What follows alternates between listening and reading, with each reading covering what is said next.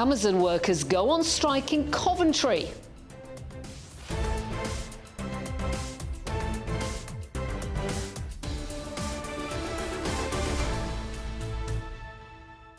Well, as always, we love to hear from you, so do keep your thoughts, your opinions, your views on any of the stories that we are talking about today coming in. It's gbnews@gbnews.com. But first, let's get a news bulletin with Tamsin.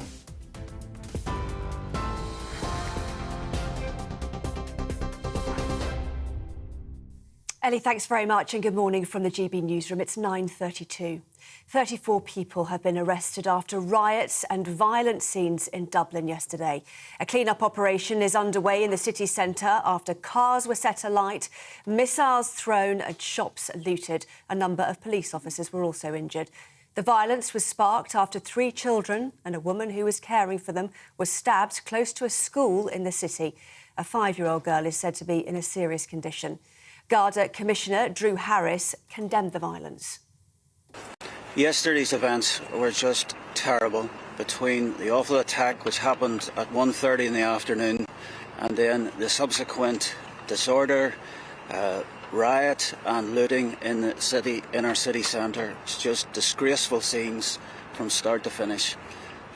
Overall, we have 34 arrests, 32 of which will be appearing before the courts this morning. A temporary truce period between Israel and Hamas has begun. It's expected to last for 4 days to allow for the exchange of 50 hostages held by Hamas for 150 Palestinian prisoners held in Israel. The first 13 hostages are expected to be handed over to the Red Cross today. The rest of the hostages are expected to be released in groups each day for the remainder of the truce. Aid trucks have been entering Gaza and will be expected to continue to do so from now until the end of the pause. Hundreds of Amazon staff have gone on strike on one of the year's busiest shopping days as Black Friday begins. GMB union members are locked in a pay dispute and on the picket line outside the firm's Coventry site. Strikes and demonstrations will also be taking place in Europe and the US, which unions say is the biggest day of action in the firm's history. Amazon said the industrial action would not affect customers. Those are the headlines. You can, of course, get more on all of those stories. Just visit our website, gbnews.com. Now it's back to Ellie and Pip.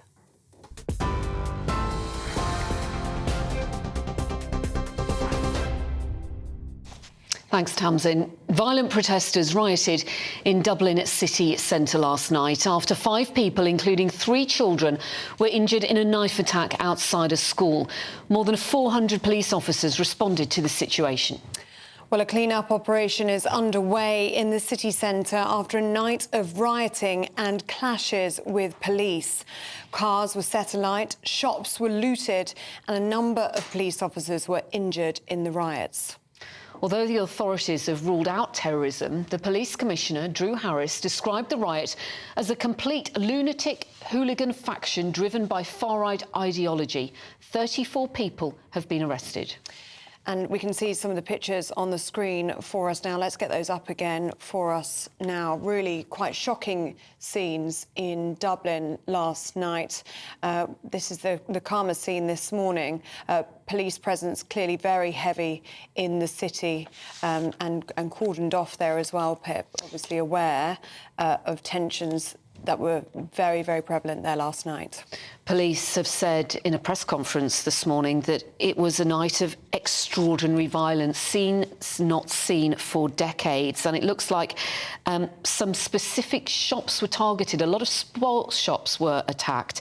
And in the last few minutes, Ireland's Deputy Premier, Michael Martin, has condemned the rioting, saying this is not who we are as a people. He also said that his thoughts are with the families in the first instance of the children and adults who were injured in that knife attack at a school. But it were scenes of violence last night. 13 shops damaged significantly.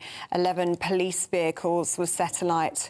3 buses and a tram were also destroyed. That's the update from the police there this morning. And 34 arrests have been made after those riots. Joining us now this morning is GB News reporter Doogie Beattie. Good morning to you, Doogie. I imagine there is an army of cleaners this morning there. Absolutely. Just where I'm standing at the moment in O'Connell Street, in this little, I suppose, about 12 square yards here, there's probably about £6 million worth of damage done. 3 buses and this Lewis tram that's behind me now, they're just going to try and pull it away. At least 3 carriages destroyed and burnt out. But you have to look as well. Some of the school children here have been escorted in by the Garda Síochána this morning, not for fear of rioters here, but because children were so scared of what happened yesterday when that knife attack took place just up at the top end of this street in the Gardeners Row. And, you know, that has really sparked the whole situation off that happened here when protesters tried to get in or get access to that area where that knife attack happened. Garda Síochána were guarding that area. Frustrations went up in the air. The situation, tempers frayed, and of course all the bricks and stones started flying. And this is an area of Dublin that is the financial heart of it. It is O'Connell Street. Many of the shops here, etc., being ready for Christmas. And to see that, particularly in O'Connell Street, not in housing developments outside, in Finglas, Ballymun, East Wall, you know, to see it here in the middle of the city must be very frightening for politicians here in Ireland. Micheál Martin says about how tolerant the state it is.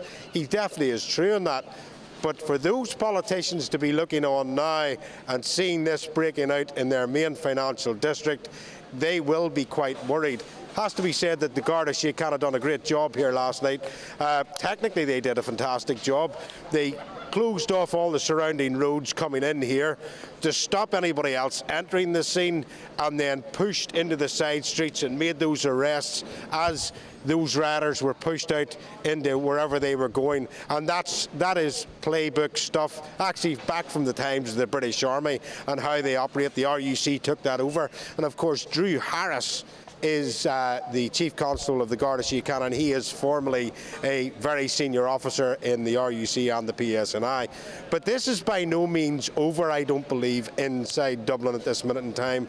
Even standing here, the amount of people coming past me from both sides of this argument, Ireland needs to have a conversation with itself about where it's going, especially in around immigration. It's happening too fast, and really it's no different from the rest of the British Isles. It seems to be a problem that's coming along. There's not enough housing, doctors, community centres, etc. for everybody to get what they want. It is a brilliantly, wonderfully modern place, but the infrastructure is not there for the amount of immigration that's coming in all at once.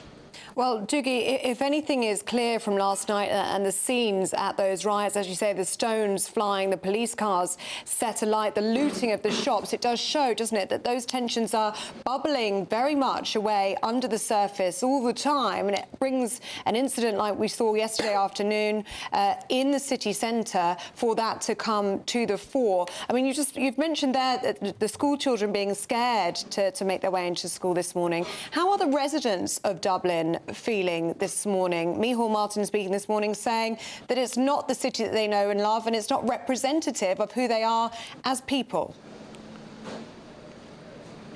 Exactly. I mean, Dublin, people won't like me saying this, but it is the only true European city on the island of Ireland. There are other cities, but they're, in any other terms, they're large towns.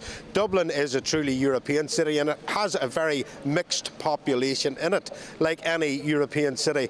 But in this last couple of years, there has been a massive influx of young male immigrants into the cities, mostly coming from places like Algeria, Albania, and they're being pushed into some of these lesser developments. And from that, you can see frustration coming. But from everyday Dubliners that are going about here, they are great people. They have a great sense of humour, and they are just getting on with life. They're very disappointed to see this, I must say. Quite a few people have said to me it's heartbreaking to see this on their streets, but it will be addressed. Doogie Beattie in Dublin for us this morning. Thank you so much. And I can see the Irish Prime Minister has been giving a press conference, and he has said that these attacks, 2 terrible attacks, have brought shame on Ireland, not who we are and not who we will ever be. The first attack was on innocent children, the second an attack on the rule of law. Well, Doogie Beattie will be in Dublin for us throughout the day, so we will get an update from him throughout the programme.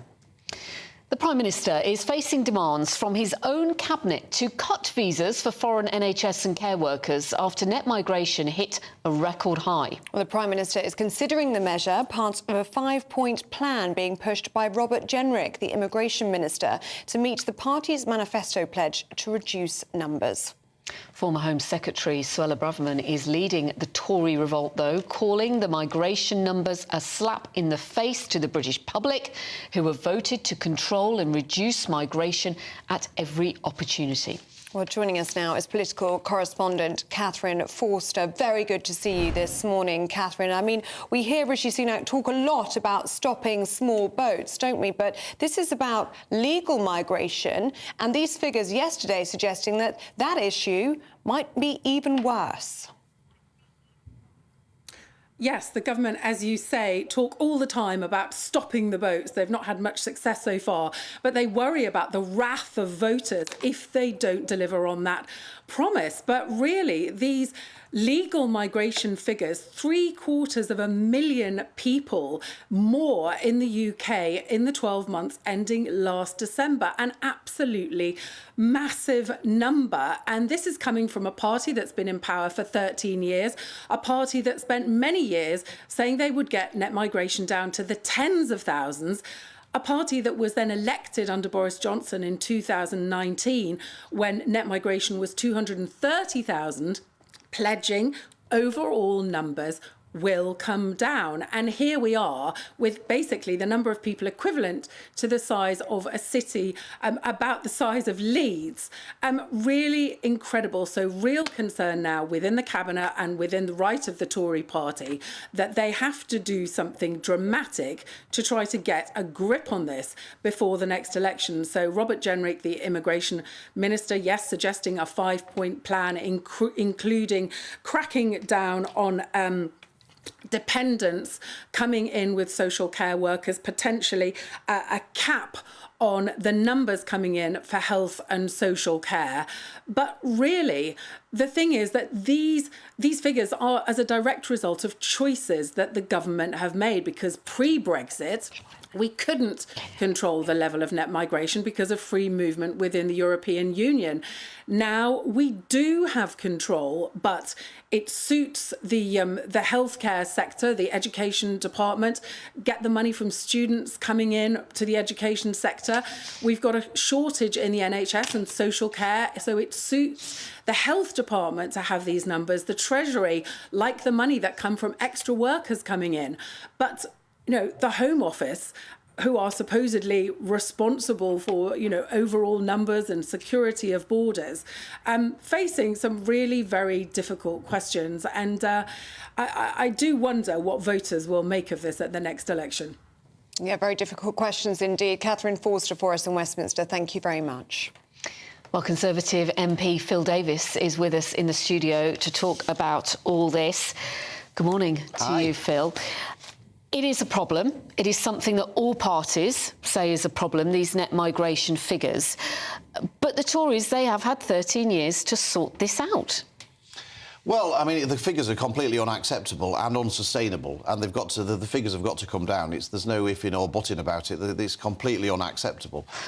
But your party hasn't been able to get these figures down. This idea, we've had 13 years to sort it out. Of course, for the first 10 or so years of that, we were in the EU, and you can't do anything, as Catherine made clear. You couldn't do anything about migration levels when you're in the EU, and you could have put any restrictions you wanted on. But while there was free movement of people, you couldn't say to businesses, you've got to train your own people, because they were perfectly legal to bring people in on free movement. So we haven't had 13 years to sort it out. But what the government has had is the time since we left the EU to sort this out. And not enough has been done, quite clearly. Now, this is, I'm afraid to say, it might pain some people to hear this, but this is another landmine that the current Prime Minister had left behind from him from Boris Johnson. I mean, these figures, the figure of 742,000 was for the year ending June 2022, when Boris Johnson was Prime Minister. The latest figures of 670,000 are for the figures ending June 2023. So the Prime Minister's been in charge for sort of 6 or 7 months of that. He's inherited this problem, like he's inherited the small boats problem, like he inherited sort of the economic problems that the country faces. But he's got to sort it out. The big issue, has been alluded to, I think, is about dependence. We've got to clamp down on the number of dependents coming in, whether that's from workers coming into the country or students in particular coming into the country. We've got to ask, do we really need the number of foreign students coming into the UK? Yes, of course, you know, a number of foreign students are very good for the UK, but do we really need the volumes? What about the people working in health and social care? Do we not need them because the NHS suffers from such chronic staff shortages? Yeah, we need people in the short term, but of course the thing is that's fine. And I think if we said, look, we've got a short-term issue that we need to resolve, but in the background what we're doing is we're taking the steps to train up, you know, more doctors, more nurses, more people here, then people, I think, would as long as they could see a path to this end. But what we keep hearing is that people here do not want to work in the social care sector, and therefore you have to look to the Philippines, you have to look to India. Yes. But and that will always happen. But look, I don't think anybody's saying there should be no immigration into the country. I think what we're saying is the scale is unsustainable. What is an acceptable number then, would you say? I mean, David Cameron talking about 100,000 back in 2010. That number has never been met. But I think but we're at 7 times that, almost 8 times that. We should. I think we should be aiming for the tens of thousands. That is what David Cameron was right to say we should aim for that. I mean, he couldn't. So less than 100,000. Yeah, that's what we should be aiming for. That's net migration. Remember, and so yes, we will always want some people coming into the country. We want people with high skills, highly paid jobs. I think there's a number of steps the government can take. I think we need to increase the amount that people have to earn before they're allowed to come into the UK. I think we need to insist on training up more people in the UK to do jobs instead of just relying on getting people in from abroad. That's not sustainable. And I think the measures that the government have announced this week about actually forcing people on sickness benefits and things like that to do some work is actually another really essential thing. We can't literally have millions of people at home languishing about doing absolutely nothing at the same time as bringing in people to do jobs that those people are perfectly capable of doing. So we've got to attack it on all angles. The big issue is dependence. The Human Rights Act gives people a right to a family life. I think at some point a government's going to have to get to grips with the Human Rights Act. Do people not have a right to a family life if they're coming from overseas to work? Do they not have a right to bring people with them? Well, they do at the moment, but the question is that sustainable? My argument will be that is not sustainable, and I think we are going to have at some point a government, I hope this one, is going to have to look at the Human Rights Act to say, is this sustainable? To say a worker comes in and they bring all of their dependents. But this government is going to be very divided on that. I mean, it seems very divided already. Is it, as the New Conservatives are saying, do or die, this issue? Yeah, immigration is the single biggest issue that needs to be sorted out, legal and illegal. And the government have got to be bold. And it may get to the point with both legal and illegal immigration that there isn't a majority in Parliament to take some of the steps that I would like to see and maybe that the Prime Minister would like to see. There just isn't a majority in Parliament to see it happen. It may get to the point where we have to stand on an election promise to do some radical things and force Conservative candidates to sign up to support those things. And if they won't sign up to support them, they wouldn't be able to stand as Conservatives at the election. We may well get to that kind of situation because we can't just keep floundering with the immigration. We've got to get to grips with it and fast. The public won't accept anything less. What do you make of Suella Braverman's rhetoric then, saying that this is a slap in the face to the British public who have voted to control and reduce migration at every opportunity? Is it someone like Suella Braverman that you would like to see making some of the changes that you'd speak about? Well, I agree with what Suella says. My problem with Suella is that it's not as if she's just an innocent bystander. I mean, she was the Attorney General in Boris Johnson's government for the best part of 2 years, who was supposedly giving the government legal advice about what to do to control these things. She was the Home Secretary. I mean, the question that Suella needs to be asked is, well, what was she doing in Boris Johnson's government when Attorney General to make these changes happen? Because they didn't happen when they should have happened back then. I wanted to ask you, whilst we've got you, about James Cleverly using not particularly nice language. Cleverly not being quite so cleverly. In the House, yeah, not being quite so cleverly, exactly, this week. Now, it's thought that he referred to a constituency as an S-hole. He's now saying that he referred to the MP of that constituency as an S-person. Is that the kind of language that you are used to in the House of Commons? Look, I mean, it's no good anyone justifying what he said. I don't think James would justify what he said. I'm sure he regrets what he said, and you can't. I'm not going to stand there and justify it and defend it because it's not justifiable. But are the mics right near where they sit, where you guys sit? Would he not have known that a mic could pick his language up? Yeah, there are mics. The funny thing is about the House of Commons is if you go in when Parliament isn't sitting, all you can see are loads of mics all over the place. When you actually sat in there, you never notice them. That's one thing. But the mics are only switched on for where people are speaking. You know, so the Speaker, the Prime Minister. But if you're on the front bench, the Speaker's mic's always going to be on, and the Prime Minister's mic's always going to be on. So if you're on the front bench, you're going to be. So he must have known the mic could pick him up. Look, the thing is, in Parliament, rightly or wrongly, and it's part of the theatre of Prime Minister's questions that people love to watch in America and love to come and see in the UK. We don't sit there in stony silence. Everyone would be bored rigid if we did. There is often banter, sedentary interventions, and it goes on all the time. Have you sworn, Philip, in the House of Commons? No, I'm not a swearing Have you said the S word? No, the F I'm not word? that kind of person. But what I would say is, every week in Prime Minister's questions, there will be sedentary interventions, banter from both sides. Banter? Usually, to call an MP an S person, is that banter? It was banter. Whether it's appropriate, inappropriate is a different matter. It was banter. He didn't genuinely mean it. It was a throwaway remark that you do hear genuinely every week in Prime Minister's questions. But usually from the backbenchers, where it's a lot harder for the mics to pick that up. But what's funny... Well, it's not funny, but what is strange about this is that it has come from one of James Cleverly's... It's come from his own side, Ben Houchen. Well, he's the one who's made all the criticism about this. Obviously, you know, it's perfectly understandable that Ben, who's the mayor for that area, is going to defend his area. I don't think that's particularly strange. That's perfectly natural. But look, I don't think we should take it so seriously. It's not really, you know, a big issue facing the country. We've got so many problems facing the country.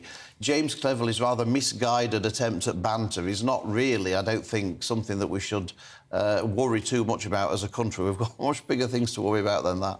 OK, very good to see you this morning, Phil. Thank you so much for your time. And it must be said, James Cleverly has apologised for the use of that language, and that apology has been accepted by Ben Houchen as well. So thank you very much, Phil. Very good to see you this morning. Thank you. Still to come, Amazon workers in the UK are going on strike today, and that coincides with Black Friday. It's one of the company's busiest shopping days of the year. We'll be talking about that and what you're buying today. Yes. For that, here's your weather. Good morning, I'm Alex Deakin. This is your latest weather update from the Met Office for GB News. You'll notice a chill today. It has turned quite a lot colder, but for many it'll be a fine, bright day with some sunshine. Quite cloudy this morning over Wales and southwest England. Still a few showers just coming into parts of Wales as well. The clouds should break up a little through the day, but generally staying quite cloudy. Certainly staying windy along these eastern coasts. A few showers may just clip the eastern side of England and the northeast of Scotland. It'll certainly feel raw here, 5 or 6 Celsius, with that pretty chilly wind. Elsewhere, the winds are a bit lighter, but it is still quite a lot colder than it has been. Temperature actually falling in the southwest, lower this afternoon than first thing this morning, and certainly lower still this evening as the blue hue takes hold of the chart. That is a frost, a pretty extensive frost forming. Parts of the east may stay a bit above freezing, helped by that wind, but it'll still feel cold, of course, because of the wind. Temperatures likely to drop widely down to or below freezing, even in some urban areas. So a cold start to the weekend. Haven't seen too many extensive frosts this autumn. Also haven't seen many crisp autumn days with lots of sunshine, and that is what most of us will have on Saturday. A good-looking day, if you like, autumnal blue skies. Still a bit of a breeze on the east coast and still 1 or 2 showers for North Yorkshire and Norfolk. But for most, looking like a cracking start to the weekend. Plenty of sunshine. Just don't expect it to be too warm.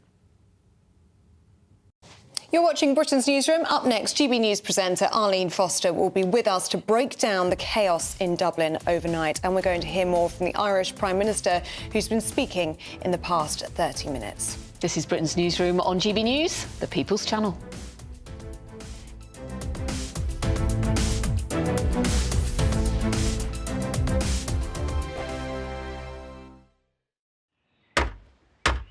Who is it? We're here for the show. Welcome to the Dinosaur Hour with me, John Cleese. I'd was married to a therapist. And you survived? I thought we were getting Hugh Laurie. Second best.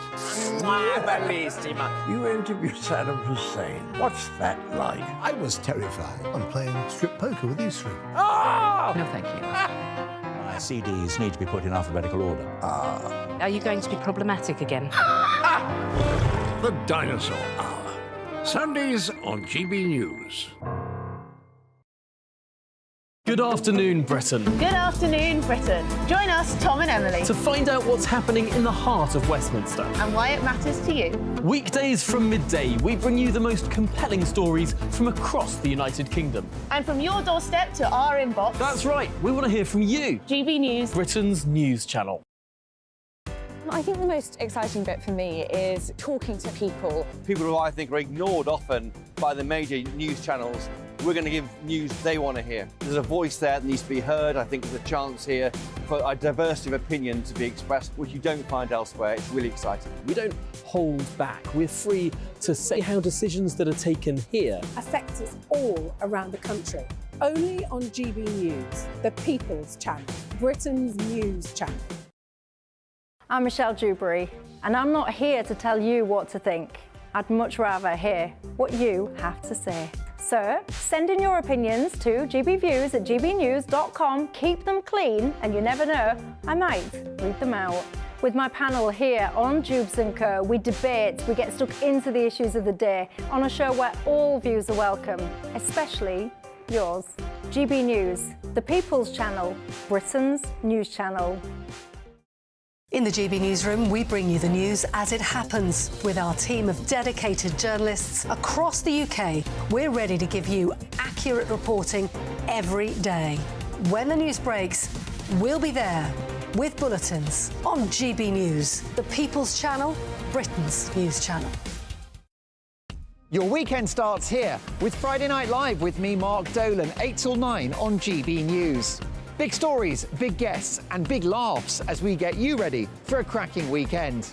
That's Friday Night Live with Mark Dolan. Fridays 8 till 9 on GB News. Bring your own drinks. The admission's free.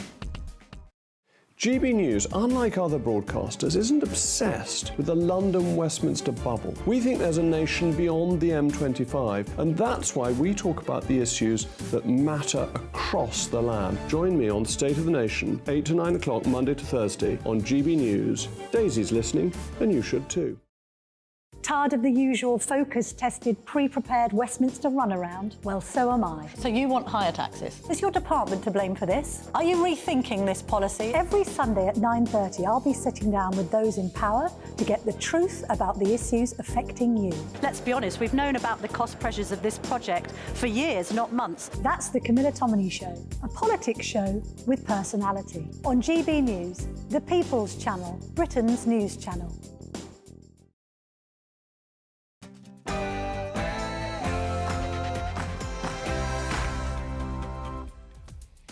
Good morning, it's 10 a.m. on Friday, the 24th of November. This is Britain's Newsroom on GB News with Ellie Costello and Pip Thompson. Coming up. Riots in Dublin. Anti-immigration protesters hit the city centre overnight in response to a knife attack outside of a school earlier that day. 34 people have been arrested following the riots. Migration mess.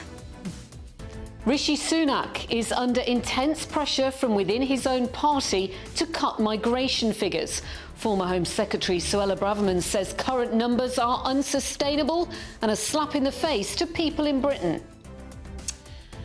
Gaza ceasefire underway. A 4-day ceasefire between Israel and Hamas started at 5 a.m. with hostages being released at around 2 p.m. this afternoon. We'll keep you up to date. And it's Black Friday. Is this the start of the Christmas shopping season? Will you be bagging a bargain today? Or is it all a bit of a rip-off? Our reporter Ray Addison is in Oxford Street. Some queues, but not much buzz on Europe's busiest high street, shopping street. Does it mean that analysts are right when they warn that shopping will be down ahead of Christmas?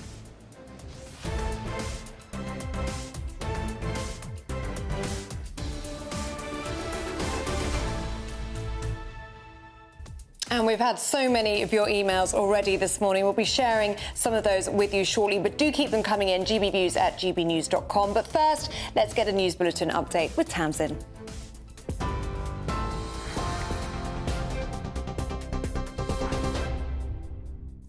Ellie, thanks very much and good morning from the GB Newsroom. It's 1 minute past 10. 34 people have been arrested after riots and violent scenes in Dublin yesterday. A clean-up operation is underway in the city centre after cars were set alight and shops were looted.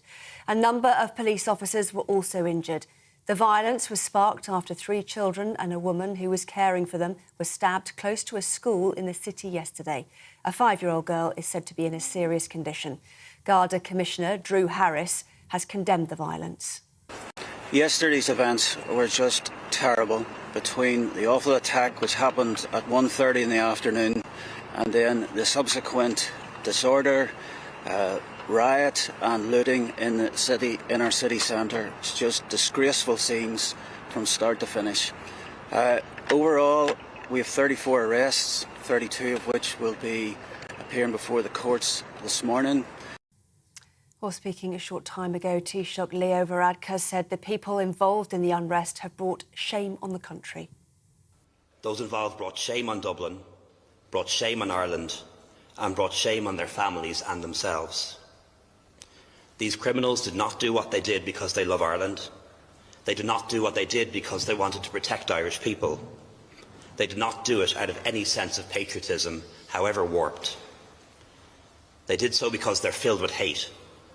They love violence, they love chaos, and they love causing pain to others. A temporary truce period between Israel and Hamas has begun. It's expected to last for 4 days and will see the Hamas terror group release 50 hostages in exchange for 150 Palestinian prisoners held in Israel. The first 13 hostages are expected to be handed over to the Red Cross later today. It's understood that more people will be released in groups each day for the remainder of the truce. 8 trucks have been entering Gaza, which is expected to continue until the end of the pause. The biggest sale of the year begins today with the launch of Black Friday.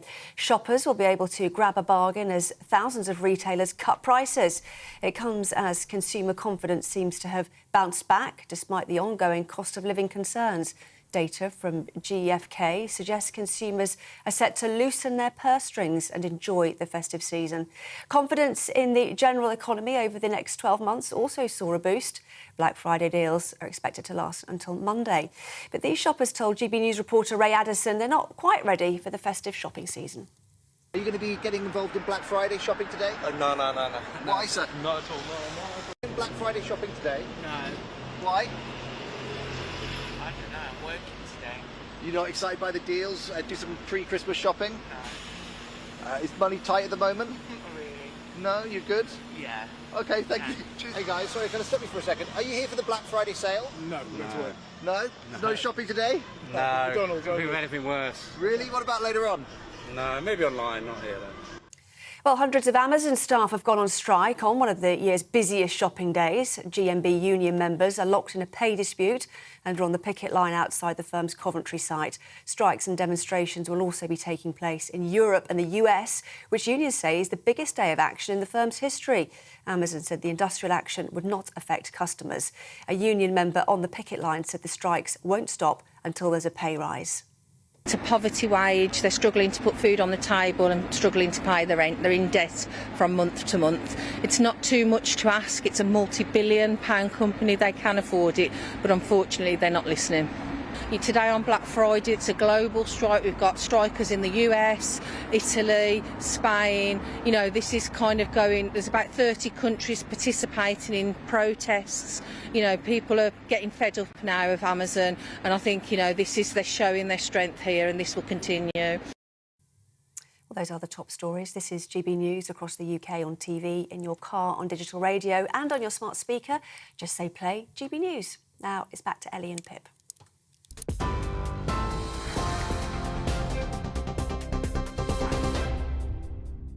Thanks so much, Tamsin. You're watching Britain's Newsroom with myself and Pip. Really good to have your company this morning. And so many of you have been emailing in with your views and opinions on the stories that we've been covering this morning. So we're just going to share a few of those with you.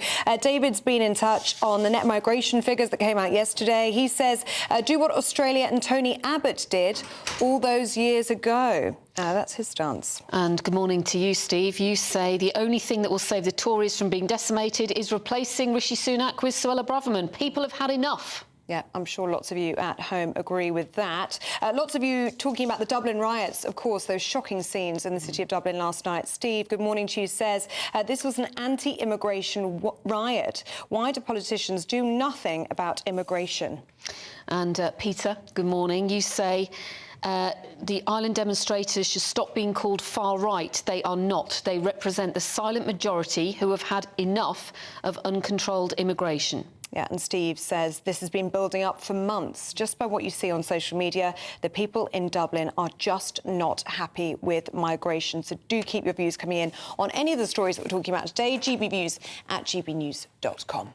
So bringing you up to date on those extraordinary scenes, that violence in Dublin city centre last night. 5 people, including 3 children, were injured in a knife attack outside a school. And then hours later, scenes like this erupted. More than 400 officers responding to the situation. 34 people have been arrested. Well, the Irish Prime Minister Leo Varadkar spoke on the protests earlier this morning. Yesterday evening, some people decided that the best way to respond to this terrible attack was to take to the streets of Dublin and try to terrify, intimidate, loot and destroy.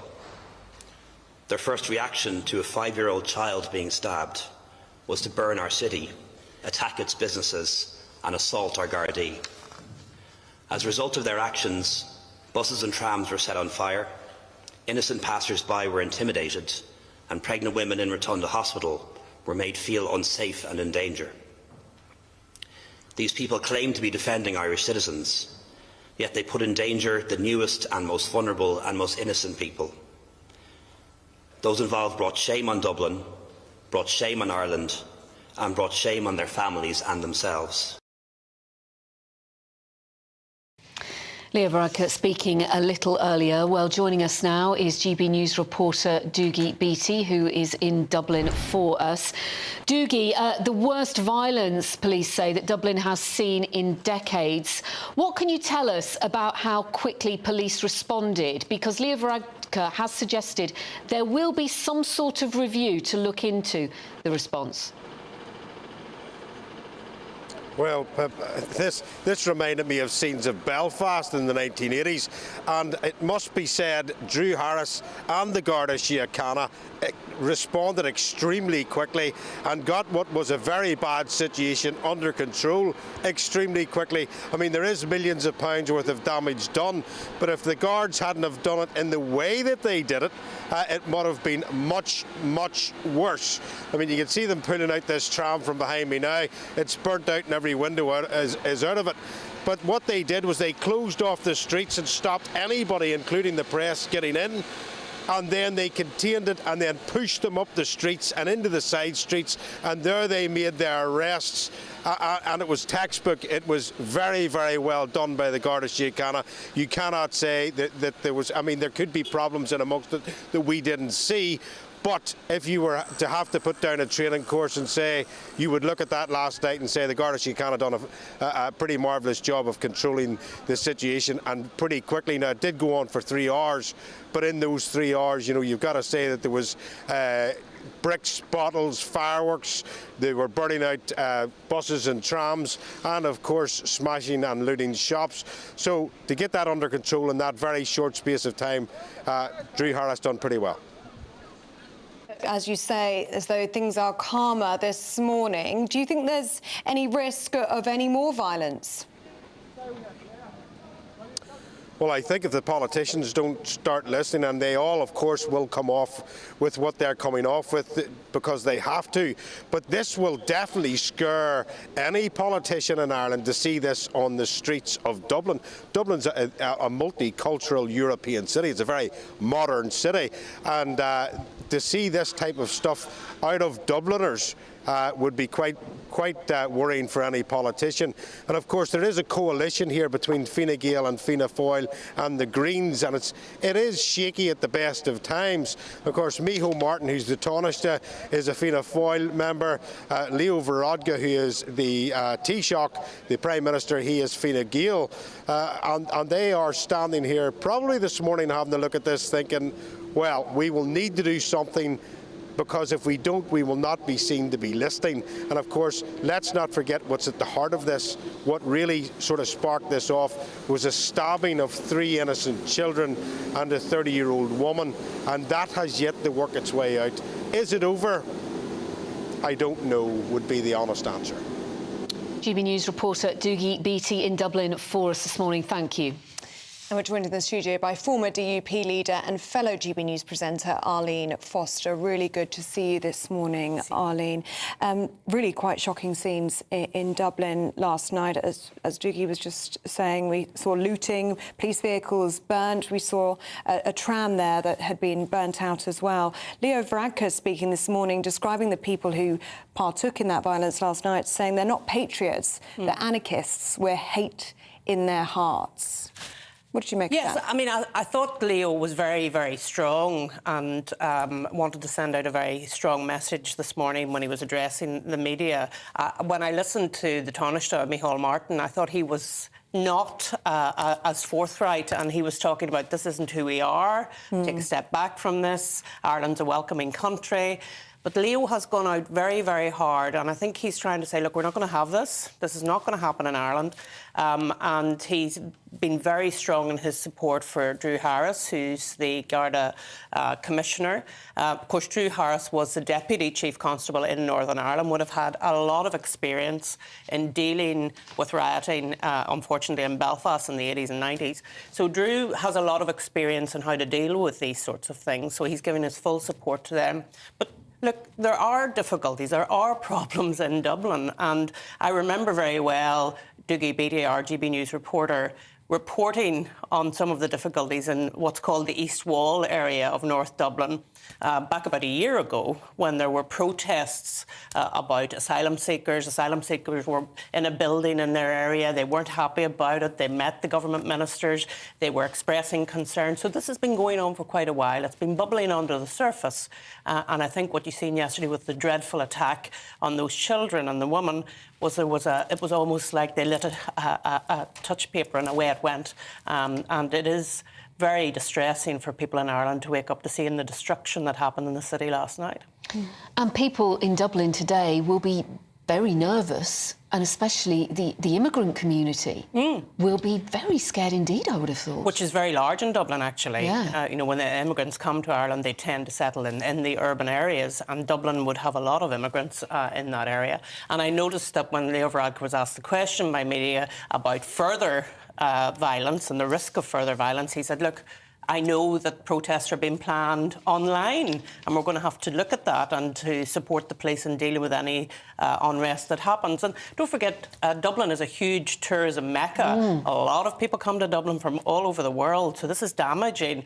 And don't also forget that the British-Irish Council meeting is taking place in Dublin today. So all of the leaders of the British-Irish Council, not from Stormont, obviously, because it's not operating at the moment, but from Jersey, Guernsey, Wales, Scotland, England, they'll all be in Dublin today. Yeah, and at the heart of this are those people, including that little girl, 5-year-old girl, who is in a serious condition in hospital after that knife attack. So our thoughts with them. Of course, yes. Arlene, do stay with us. Thank you very much. Now, a long-anticipated 4-day pause in fighting between Israel and Hamas is now underway. Hamas will release 50 hostages over the next 4 days, and Israel will free 150 Palestinian prisoners. In about 4 hours' time, 13 people are expected to be set free by Hamas in the first round of hostage exchanges. Their families have been informed. No information has been released about the remaining hostages, including this little Irish-Israeli girl, Emily Hand. She turned 9 last week while being held captive by Hamas.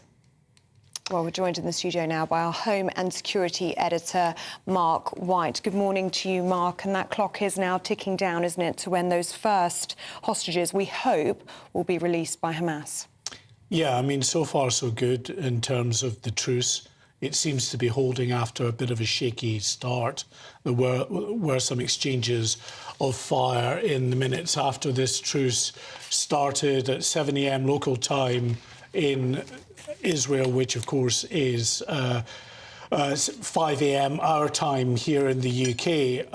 So there's obviously concern going forward that this truce might not hold, that something could happen on either side that brings about an end to the truce. But while it's continuing to hold, then the hope is that these initial 13 hostages will be handed over to the International Red Cross down on the Rafah crossing, and then they'll be taken over to Egypt. This is the way in which the other hostages were released. We remember it's now a month, actually, since the last two hostages, two Israelis, Yocheved Lifshitz and Nurit Cooper, were released. And, of course, before that, two other hostages, an American mother and her daughter, were released. So only 4 hostages since the 7th of October have been released. One Israeli soldier was freed by her colleagues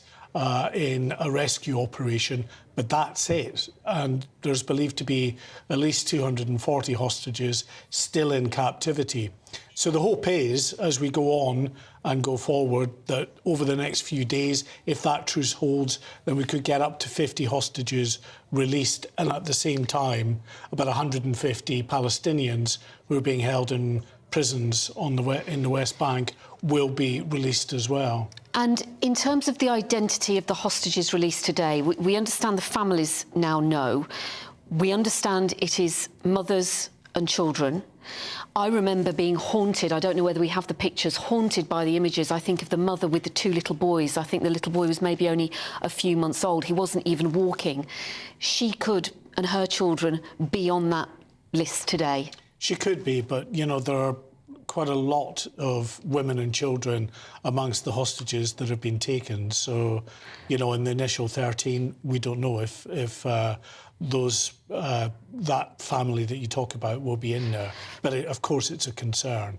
As you say, the families of those who are planned to be handed over today have been informed. So those who have not been informed clearly understand that their loved ones are not being released today. And what do we know about the Palestinian prisoners, the children that are being freed on the other side? I mean, what would children be in prison for? Well, it's not just children, it's women as well. Yeah. So 24 women and 15 children. When we say children, they're teenagers, and ranging from ages of 14 to 18 that are being held. Israel has detained them on terror charges, accused of being involved in some of the fighting in either Gaza or West Bank in recent years. It's a sad reality of the conflict over there that, you know, young teenagers do get involved in those conflicts as well. So the plan is, as I say, for about 150 of those Palestinian prisoners to be released initially in conjunction with the 50 hostages that hopefully will be handed over. Then what we go into, if it holds this truce, we have to keep saying this because it is very delicately balanced at the moment. If it holds, then once that initial 50 hostages are released, the hope is that every day after that, a further 10 hostages will be released. And for every 10 hostages released, that is another day of a cessation of hostilities. So that could go on, if you're talking about another 200 still in captivity there, it could go on for 20 odd days or so, which would be welcome because what's happening in terms of the situation on the ground is, while there is this cessation of hostilities, it's allowing the aid trucks in. We are expecting about 200 aid trucks in every day, which is desperately needed, of course, by the population of Gaza. And they include, for the first time, fuel trucks that are going in there, fuel and gas, diesel and gas trucks that are going in to help the aid agencies that will be distributed out to the hospitals as well. OK, Mark White, thank you so much for that update. And Arlene, you're still here with us. We got that sense from Mark, didn't we, about just how delicate this situation is, that there is hope that this ceasefire will hold. And, of course, for the families involved in this, it's that agonising wait, isn't it, hoping that the ceasefire holds so they can be reunited with their families. Well, you know, when Pip was talking about that image that she had in her head... You know, the one I was talking about. Can you imagine thinking...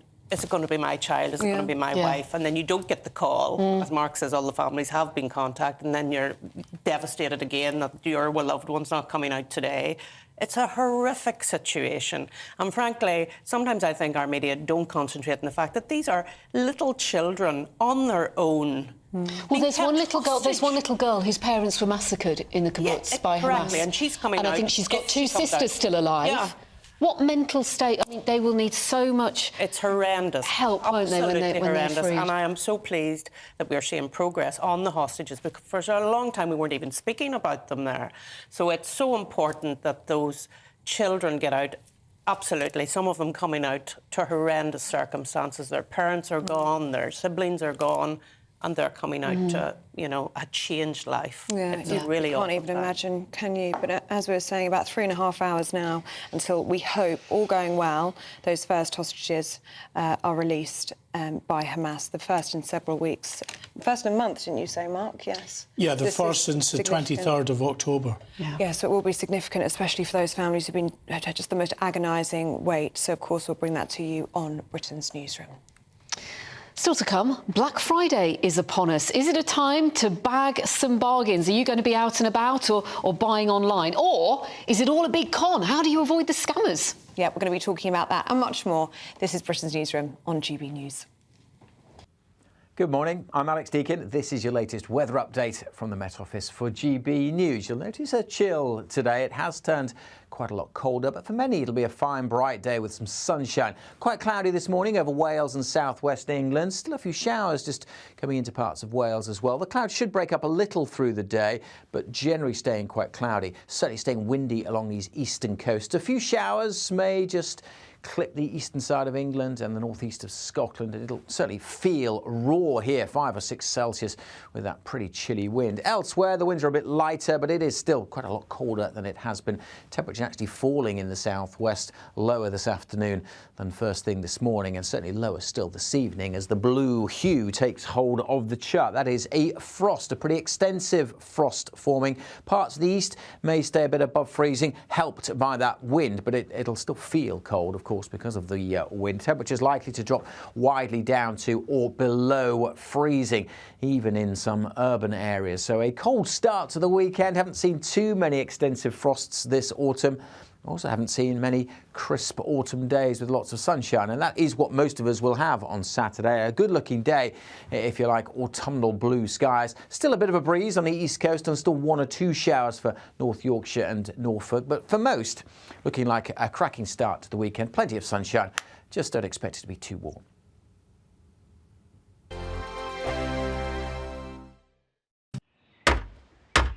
Who is it? We're here for the show.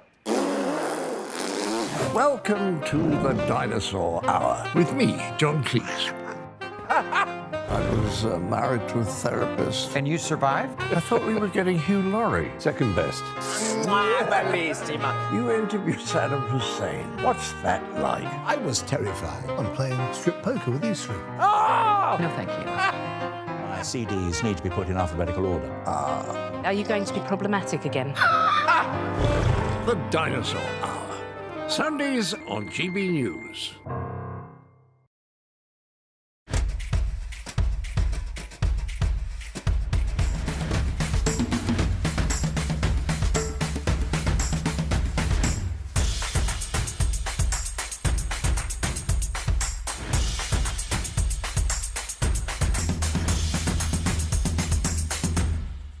Wake up to the headlines with Headliners every morning at 5 a.m. We treat you to the day's biggest stories before anyone else, 7 days a week. You can catch up on everything you need to know before you've even had your kippers. Headliners every morning at 5 a.m. only on GB News, the People's Channel, Britain's news channel. GB News, unlike other broadcasters, isn't obsessed with the London-Westminster bubble. We think there's a nation beyond the M25, and that's why we talk about the issues that matter across the land. Join me on State of the Nation, 8 to 9 o'clock, Monday to Thursday, on GB News. Daisy's listening, and you should too. I think the most exciting bit for me is talking to people. People who I think are ignored often by the major news channels. We're going to give news they want to hear. There's a voice there that needs to be heard. I think there's a chance here for a diversity of opinion to be expressed, which you don't find elsewhere. It's really exciting. We don't hold back. We're free to say how decisions that are taken here affect us all around the country. Only on GB News, the People's Channel, Britain's news channel. There's only 3 people you can trust in life. Your doctor, your lawyer, and your nana. I'm not sure. So join me, Nana Aquare, at 3 p.m. every Saturday and Sunday, where we discuss the biggest topics of the weekend. Be ready for battle. Could you be quiet? What is this? It's my new teeth. It's your new teeth. I don't bite. Well, not without a good reason. Always honest, always fun. Every weekend at 3 p.m. on GB News, the People's Channel, Britain's news channel. Your weekend starts here with Friday Night Live with me, Mark Dolan, 8 till 9 on GB News. Big stories, big guests and big laughs as we get you ready for a cracking weekend.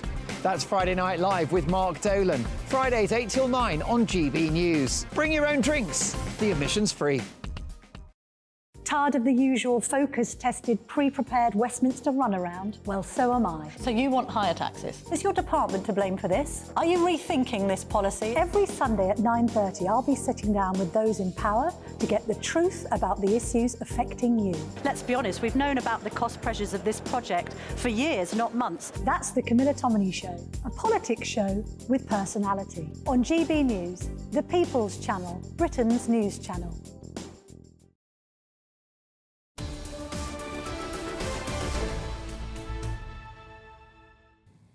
Welcome back to Britain's Newsroom. It is exactly 10:28 and this is Pip Thompson, me and Ellie Costello. And today is Black Friday. So Pip, what are you going to be looking for today in the Black Friday sales, if anything? No, I've got quite a list. Oh, do you? Coffee machine. Same as me. New kettle. Oh. New mattress. Oh. And pillows. Oh, you do have a lot on your list. But today's the I'm not sure I'm day. going to find it all today. Yeah, I think you will. See, I'm also looking for a coffee machine, and there are deals to be had, but it is very difficult, isn't it? Because it's hard to know if you've got a genuine deal.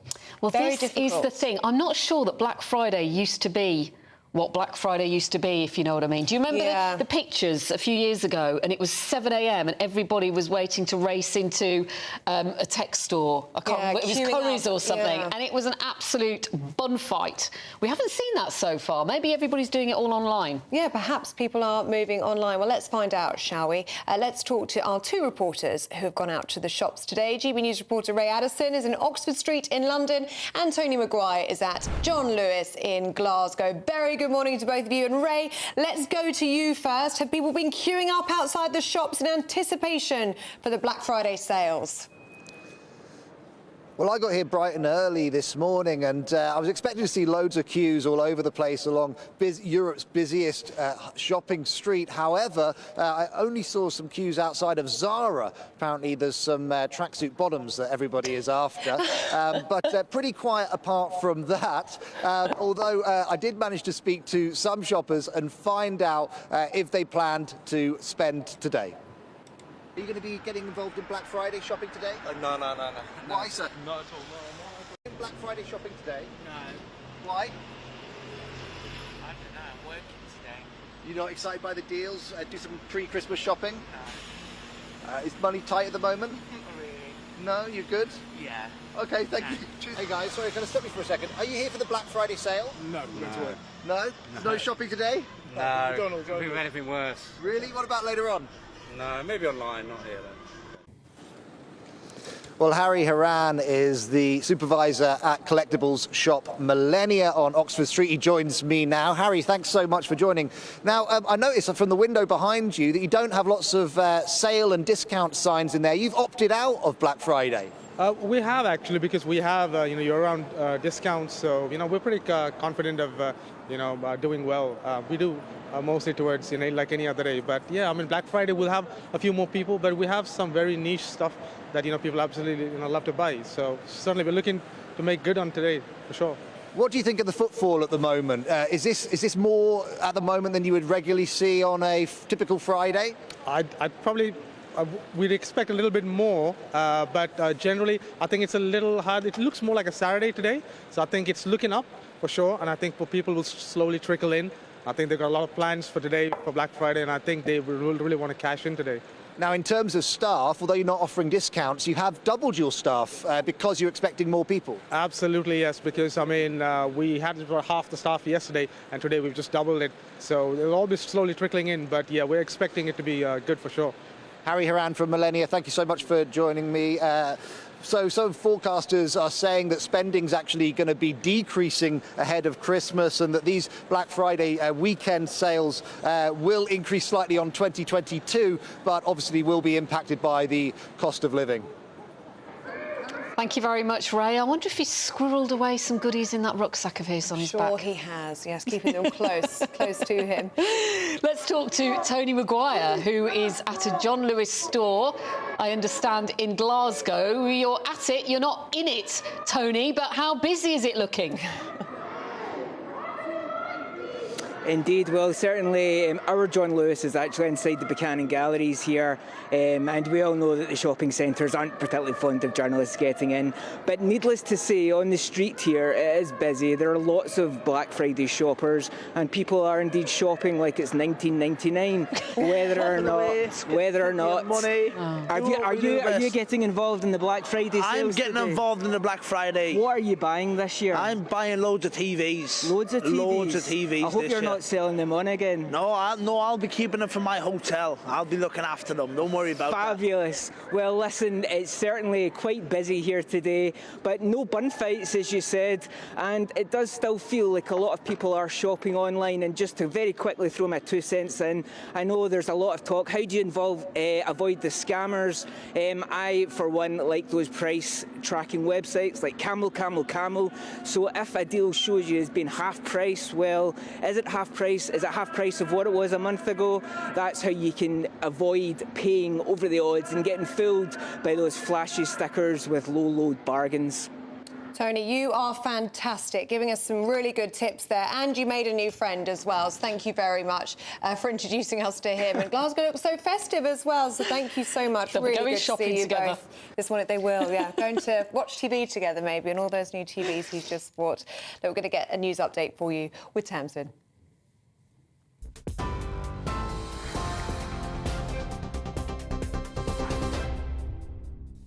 Ellie, thanks very much. Here are the headlines at 10:33. 34 people have been arrested after riots and violent scenes in Dublin yesterday. A clean-up operation is underway in the city centre after cars were set alight and shops were looted. A number of police officers were also injured. The violence was sparked after 3 children and a woman were stabbed close to a school in the city. A 5-year-old is said to be in a serious condition. Taoiseach Leo Varadkar said the people involved in the unrest have brought shame on the country. Those involved brought shame on Dublin, brought shame on Ireland, and brought shame on their families and themselves. These criminals did not do what they did because they love Ireland. They did not do what they did because they wanted to protect Irish people. They did not do it out of any sense of patriotism, however warped. They did so because they're filled with hate. They love violence, they love chaos, and they love causing pain to others. A temporary truce period between Israel and Hamas has begun. It's expected to last for 4 days and will see the Hamas terror group release 50 hostages in exchange for 150 Palestinian prisoners. The first 13 hostages are expected to be handed over to the Red Cross later today. It's understood that more people will be released in groups each day for the remainder of the truce. Aid trucks have been entering Gaza, which is expected to continue until the end of the pause. Hundreds of Amazon staff have gone on strike on one of the year's busiest shopping days as Black Friday begins. GMB union members are locked in a pay dispute and are on the picket line outside the firm's Coventry site. Strikes and demonstrations will also be taking place in Europe and the US, which unions say is the biggest day of action in the firm's history. Amazon says the industrial action would not affect customers. Those are the headlines. You can get more on all of those stories. Just visit our website, gbnews.com.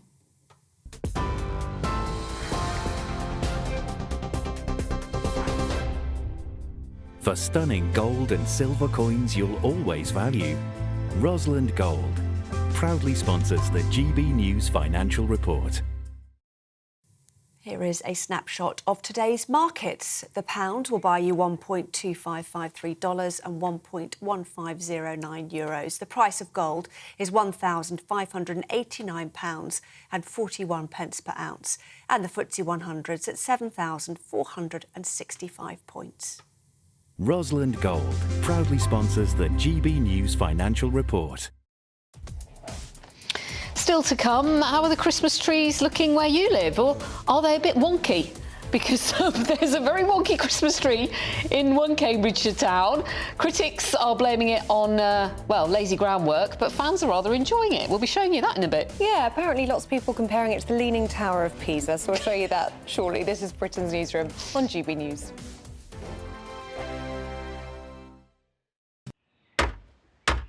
Who is it? We're here for the show. Welcome to the Dinosaur Hour with me, John Cleese. I was married to a therapist. And you survived? I thought we were getting Hugh Laurie. Second best. You interviewed Saddam Hussein. What's that like? I was terrified. I'm playing strip poker with these three. Ah! No, thank you. My CDs need to be put in alphabetical order. Are you going to be problematic again? The Dinosaur Hour. Sundays on GB News. Good afternoon, Britain. Good afternoon, Britain. Join us, Tom and Emily, To find out what's happening in the heart of Westminster. and why it matters to you. Weekdays from midday, we bring you the most compelling stories from across the United Kingdom. And from your doorstep to our inbox, That's right, we want to hear from you, GB News. Britain's news channel. I think the most exciting bit for me is talking to people. People who I think are ignored often by the major news channels. We're going to give news they want to hear. There's a voice there that needs to be heard. I think there's a chance here for a diversity of opinion to be expressed, which you don't find elsewhere. It's really exciting. We don't hold back. We're free to say how decisions that are taken here affect us all around the country. Only on GB News, the People's Channel, Britain's news channel. I'm Michelle Dewberry, and I'm not here to tell you what to think. I'd much rather hear what you have to say. So send in your opinions to gbviews@gbnews.com. Keep them clean, and you never know, I might read them out. With my panel here on Jubes & Co, we debate, we get stuck into the issues of the day on a show where all views are welcome, especially yours. GB News, the People's Channel, Britain's news channel. In the GB Newsroom, we bring you the news as it happens. With our team of dedicated journalists across the UK, we're ready to give you accurate reporting every day. When the news breaks, we'll be there with bulletins on GB News, the People's Channel, Britain's news channel. Your weekend starts here with Friday Night Live with me, Mark Dolan, 8 till 9 on GB News. Big stories, big guests and big laughs as we get you ready for a cracking weekend. That's Friday Night Live with Mark Dolan. Fridays 8 till 9 on GB News. Bring your own drinks. The admission's free. GB News, unlike other broadcasters, isn't obsessed with the London-Westminster bubble. We think there's a nation beyond the M25, and that's why we talk about the issues that matter across the land. Join me on State of the Nation, 8 to 9 o'clock, Monday to Thursday, on GB News. Daisy's listening, and you should too. Tired of the usual focus-tested, pre-prepared Westminster runaround? Well, so am I. So you want higher taxes? Is your department to blame for this? Are you rethinking this policy? Every Sunday at 9:30, I'll be sitting down with those in power to get the truth about the issues affecting you. Let's be honest, we've known about the cost pressures of this project for years, not months. That's the Camilla Tominey Show, a politics show with personality. On GB News, the People's Channel, Britain's news channel.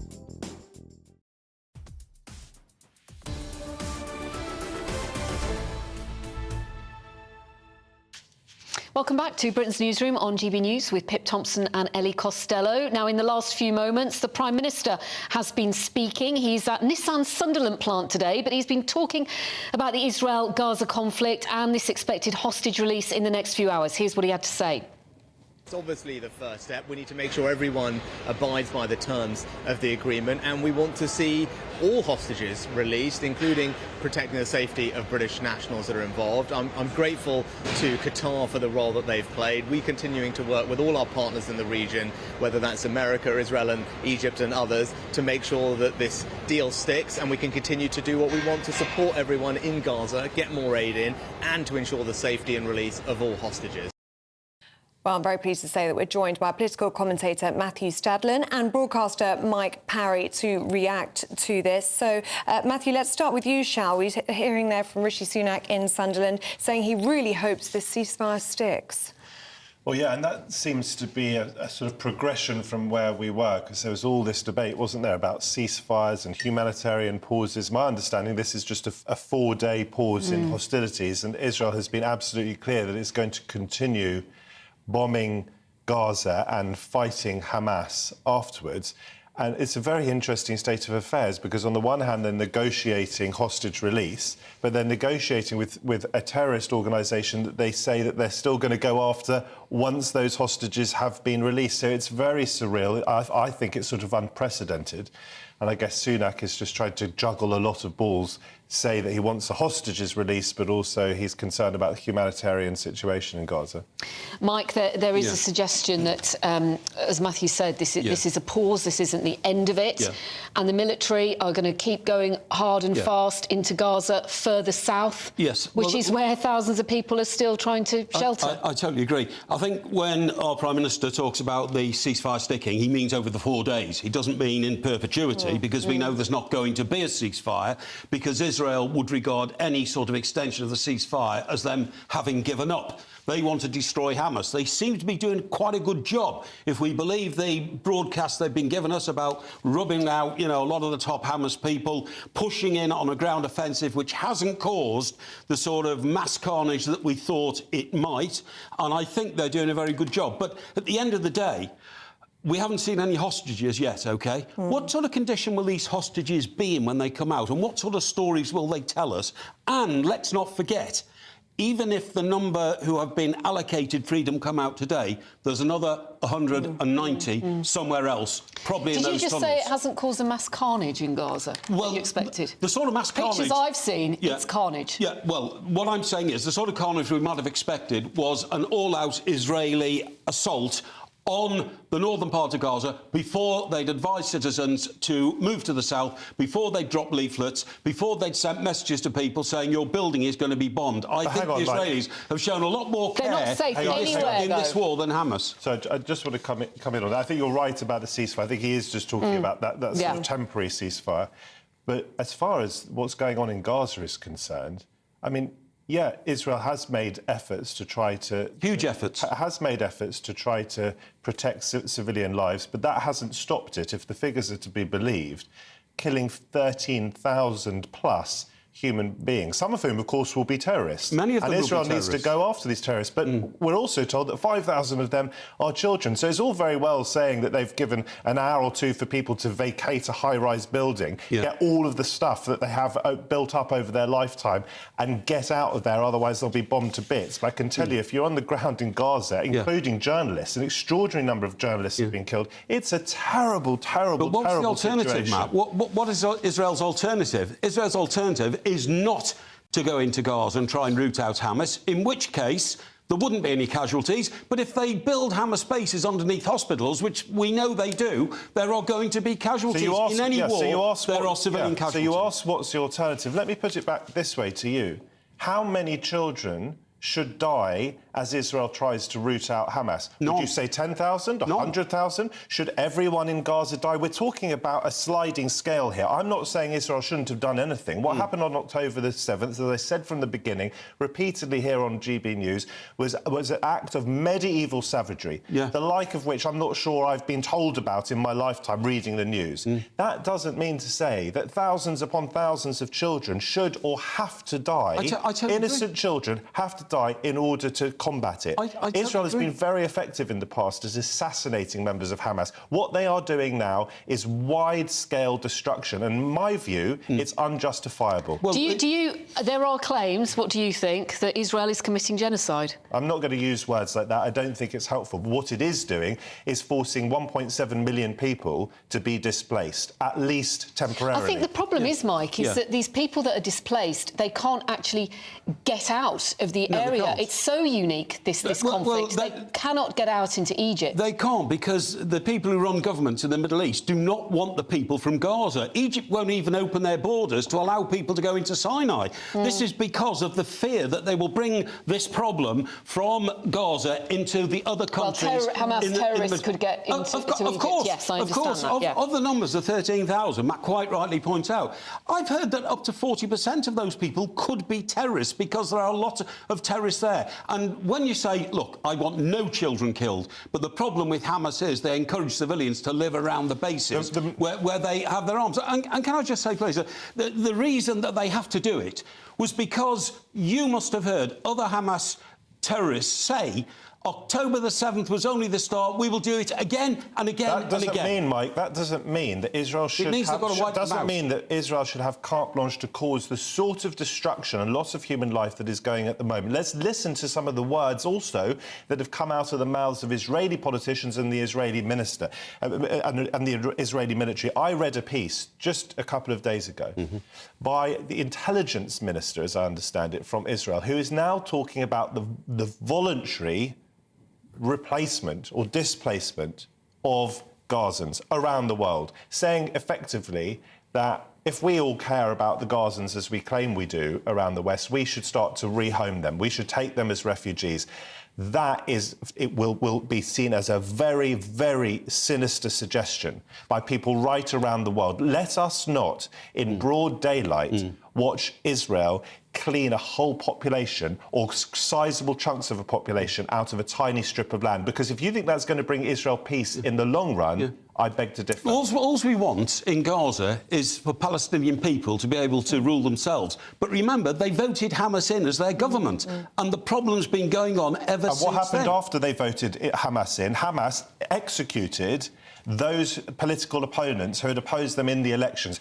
No one has any truck with Hamas who has any decency. Well, they are a death it. cult. Listen, they are a death cult. The question is, what should a responsible, developed democracy do in response? And I think it is overreaching. Well, I think it should set up a Palestinian authority. I mean, look, Hamas are so untrustworthy. When you send them aid, including pipes, to build water channels, they use the pipes to launch rockets. These are the sort of people they are. You cannot trust them. Therefore, they've got to be removed. But it is a very, very delicate situation. I mean, we've spoken, haven't we, about the humanitarian crisis in Gaza, but also the importance of rooting out Hamas. Absolutely. And, as you said, Mike, we haven't seen any hostages being released so far today, but we are talking about 190 hostages that, of course, the priority for Israel is going to be getting those out safely. And that is what Lord Cameron has been talking about. Can I just say one quick thing on this? What I beg people who are watching this to do is to try to see it on the merits, not to pick a side, not to say I'm Israel right or wrong, certainly not to support Hamas, but try to navigate through as best we can,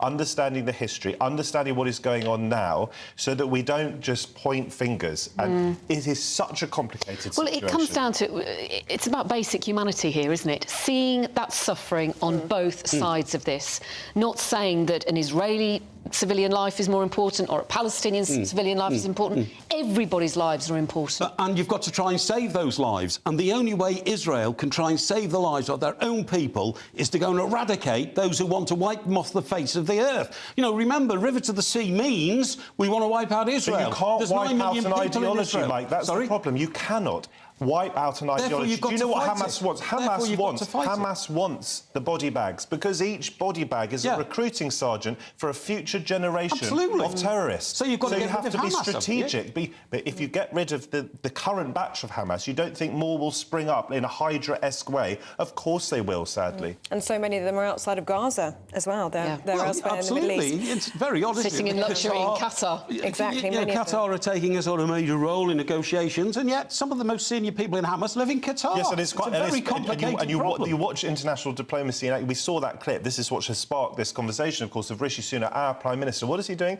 Thanking Qatar. Let's remember, Qatar is not a democracy, it's a dictatorship. Yeah, of course it is. Let's head over to the Netherlands, shall we? Mike, you've got this story. Just to dial things down. Yeah, exactly. I thought we were going to go have a complete gear change, but hey-ho. Well, this is... Geert Wilders, tell us about him. I think it's a great political story. No, how do you say his name? Geert Wilders. Oh, I've heard so many different pronunciations of this. Well, OK, I say Geert Wilders because he looks like Louis van Gaal. And Louis van Gaal was the Manchester United manager, a Dutchman, you know. And with a bit of Harry Enfield mixed in, I think. Yes, there is a bit of that, yeah. And I hold it up like a baddie out of James Bond film. Yeah. So here's Geert Wilders. Now, the reason this is such an interesting story is because this is a right-wing movement in Holland which has sprung up from nowhere because Holland, where everybody's so laid back, has suddenly decided that they don't like some of the policies being imposed upon them. Like, for instance, the present government, before Mr Geert Wilders won, was trying to basically rub out agriculture, wasn't he? Closing down farms and saying we don't need cows anymore and all this kind of stuff, OK? But what's really interesting is that this result has come 3 days after the Argentinian result, in which another very right-wing politician, so right-wing that he wants to scrap the Argentinian peso and start using the American dollar. That's how right-wing he is. And I just wonder whether this is the start of a domino effect around the world where all of a sudden, you know, communities, countries are pushing back against the imposition of left-wing ideology and wokeism. There was an interesting quote I saw in one of the articles about this victory from a Muslim Dutch voter who said, if he wasn't so anti-Muslims, I might have voted for him. In other words, his appeal is not just Islamophobic. But let's be absolutely... Doesn't he want to burn down all the mosques? Let's be absolutely real about this. He has advocated in the past banning the Quran, banning the religious book of Muslims. He has advocated banning mosques, right? Closing down mosques. This is extreme far-right politics. We should call it out for what it is. No, I agree with you. There's a lot of danger in this, and that's why I think it's such an important story. Is it going to start, you know, a domino effect, as I say? Will other people say, well, hang on, Holland's not such a big country. If they can do it, why can't we?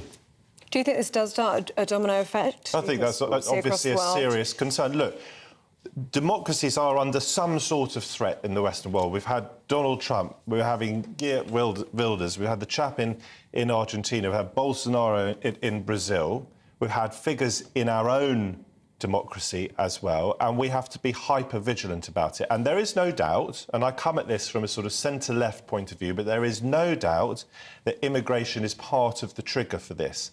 And politicians have to make the case for immigration, but they also have to make the case, they also have to make sure that our borders are as secure as they can be. No one with a heart should support the boats because they are dangerous crossings and they are fueling evil gangs. We have to control our borders, but at the same time, remember that something like 140,000 visas in the last year were given to health and social care workers to come to this country. And let me promise you, until British people or more British people are prepared to do those jobs, we would be absolutely up a creek without a paddle without I totally agree. I've got to leave it there, I'm afraid. We're coming right to the top of the hour. Hold that thought. Really good to see you, Mike and Matthew. Thank you very much for your time. We'll have lots more after this short break. Hello, welcome to your latest GB News weather update from the Met Office. Plenty of sunny spells on offer through this afternoon, but a notably cold wind. And tonight will be a frosty one for many of us. We've got cold air that's marked behind this cold front that sank southwards throughout yesterday and overnight. And there's also some quite strong northerly winds, particularly down North Sea coast. So a brisk cold wind along eastern areas. Further west, though, the winds will be lighter. There's a bit more cloud around across the south and west, but that should clear up through the afternoon to bring many of us a good amount of crisp autumnal sunshine by this afternoon. Feeling much chillier, though, compared to recent days, particularly along eastern areas. That breeze is bringing some showers across eastern coast, particularly across East Anglia at times throughout this evening, but most of these will fall as rain. Further west, it will be a clear night and a very frosty night as well. Some southwestern areas seeing their first frost of the season, dipping as low as -4 across the south and perhaps -8 in the north. So a very cold start to the weekend, but temperatures will rise throughout the day slowly but surely. That's because we've got plenty of crisp sunshine on offer, particularly as we head into the afternoon. The wind will be lighter across the east coast as well, so it will feel a little bit more pleasant here too. But into Sunday, we'll start to see this area of rain starting to arrive from the west. Thanks very much, Annie. Do stay with us here on Britain's Newsroom. We'll have more on that Tory party, well, civil war we're hearing over migration. You're with Britain's Newsroom on GB News, the People's Channel.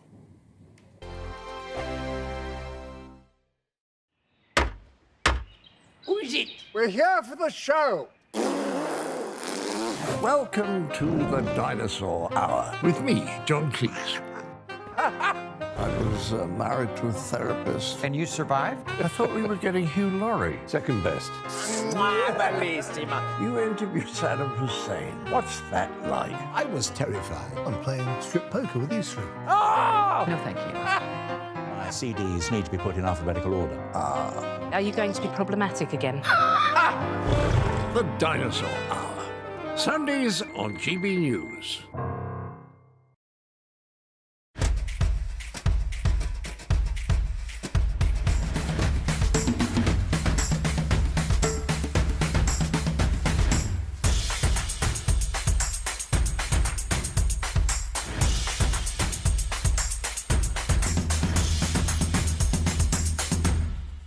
Wake up to the headlines with Headliners every morning at 5 a.m.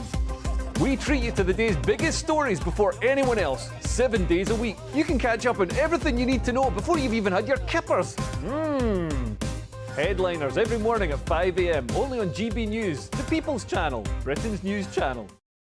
GB News, unlike other broadcasters, isn't obsessed with the London-Westminster bubble. We think there's a nation beyond the M25, and that's why we talk about the issues that matter across the land. Join me on State of the Nation, 8 to 9 o'clock, Monday to Thursday, on GB News. Daisy's listening, and you should too. I think the most exciting bit for me is talking to people. People who I think are ignored often by the major news channels. We're going to give news they want to hear. There's a voice there that needs to be heard. I think there's a chance here for a diversity of opinion to be expressed, which you don't find elsewhere. It's really exciting. We don't hold back. We're free to say how decisions that are taken here affect us all around the country. Only on GB News, the People's Channel, Britain's news channel. There's only 3 people you can trust in life. Your doctor, your lawyer, and your nana. I'm not sure. So join me, Nana Aquare, at 3 p.m. every Saturday and Sunday, where we discuss the biggest topics of the weekend. Be ready for battle. Could you be quiet? What is this? It's my new t-shirt. It's your new t-shirt. I don't bite. Well, not without a good reason. Always honest, always fun. Every weekend at 3 p.m. on GB News, the People's Channel, Britain's news channel. Your weekend starts here with Friday Night Live with me, Mark Dolan, 8 till 9 on GB News. Big stories, big guests and big laughs as we get you ready for a cracking weekend. That's Friday Night Live with Mark Dolan. Fridays 8 till 9 on GB News. Bring your own drinks. The admission's free. Tired of the usual focus-tested, pre-prepared Westminster runaround? Well, so am I. So you want higher taxes? Is your department to blame for this? Are you rethinking this policy? Every Sunday at 9:30, I'll be sitting down with those in power to get the truth about the issues affecting you. Let's be honest, we've known about the cost pressures of this project for years, not months. That's the Camilla Tominey Show, a politics show with personality. On GB News, the People's Channel, Britain's news channel.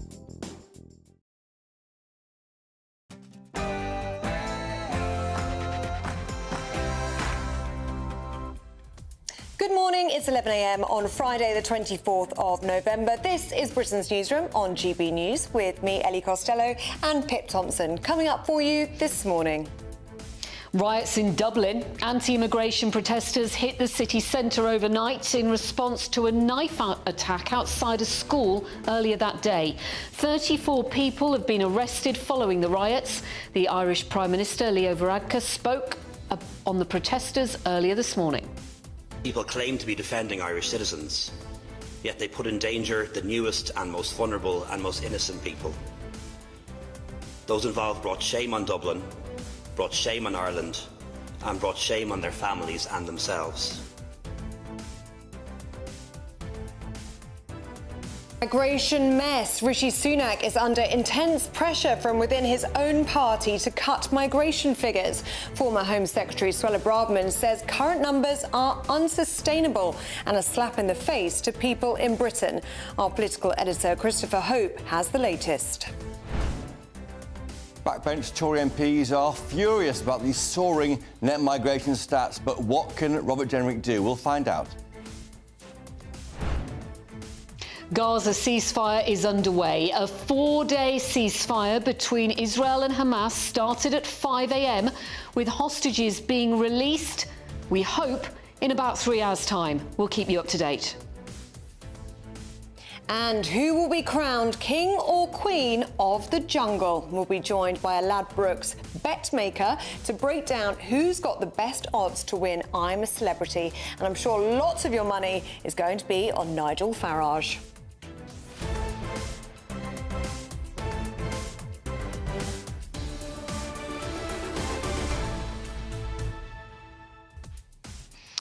We want to hear your thoughts on all that and more. Do get in touch with us, GBViews at gbnews.com, and we'll read out some of your messages, as long as they're clean.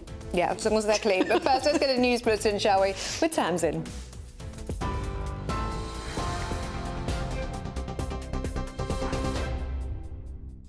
Ellie, thank you, and good morning from the GB Newsroom. It's 11:02.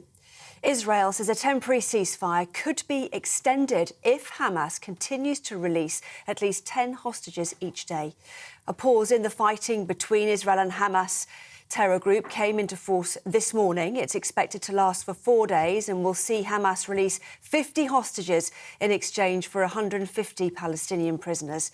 The first 13 hostages are expected to be handed over to the Red Cross later on today. Aid trucks have been entering Gaza, which is expected to continue until the end of the pause. Prime Minister Rishi Sunak says he wants to see all the hostages freed. This is a very welcome development. It's obviously the first step. We need to make sure everyone abides by the terms of the agreement, and we want to see all hostages released, including protecting the safety of British nationals that are involved. I'm grateful to Qatar for the role that they've played. We're continuing to work with all our partners in the region, whether that's America, Israel and Egypt and others, to make sure that this deal sticks and we can continue to do what we want to support everyone in Gaza, get more aid in, and to ensure the safety and release of all hostages. 34 people have been arrested after riots and violent scenes in Dublin yesterday. A clean-up operation is underway in the city centre after cars were set alight and shops were looted. A number of police officers were also injured. The violence was sparked after 3 children and a woman were stabbed close to a school in the city. A 5-year-old girl is said to be in a serious condition. Garda Commissioner Drew Harris has condemned the violence. Yesterday's events were just terrible. Between the awful attack which happened at 1:30 in the afternoon and then the subsequent disorder, riot and looting in the city, in our city centre, it's just disgraceful scenes from start to finish. Overall, we have 34 arrests, 32 of which will be appearing before the courts this morning. Well, Taoiseach Leo Varadkar said the people involved in the unrest have brought shame on the country. Those involved brought shame on Dublin, brought shame on Ireland, and brought shame on their families and themselves.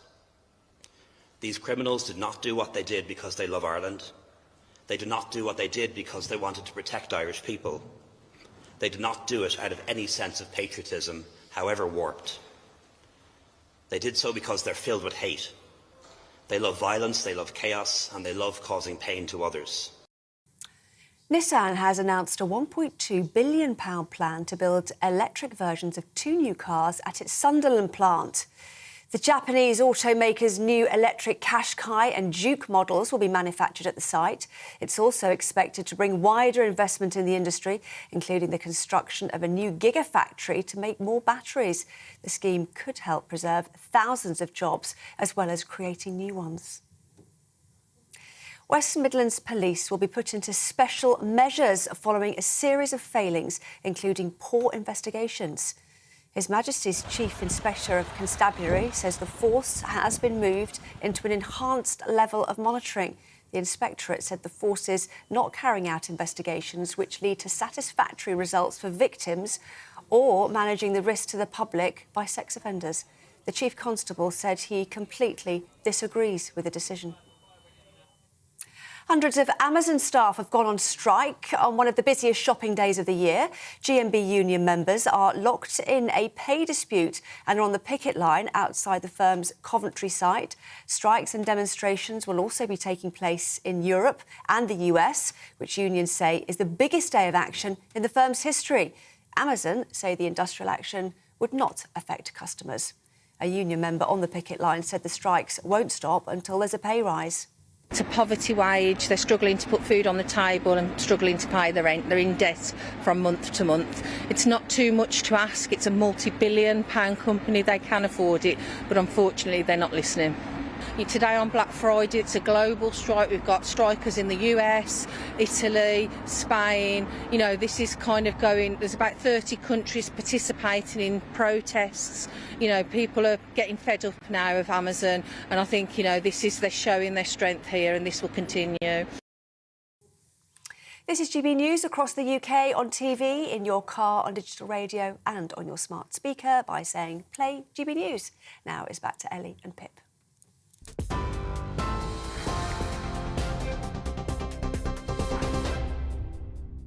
Welcome back. The time is 6 minutes past 11. You're watching Britain's Newsroom with me, Ellie Costello, and Pip Thompson. And let's delve into the email, shall we, and see what you've been saying at home on all of the stories that we've been talking about this morning.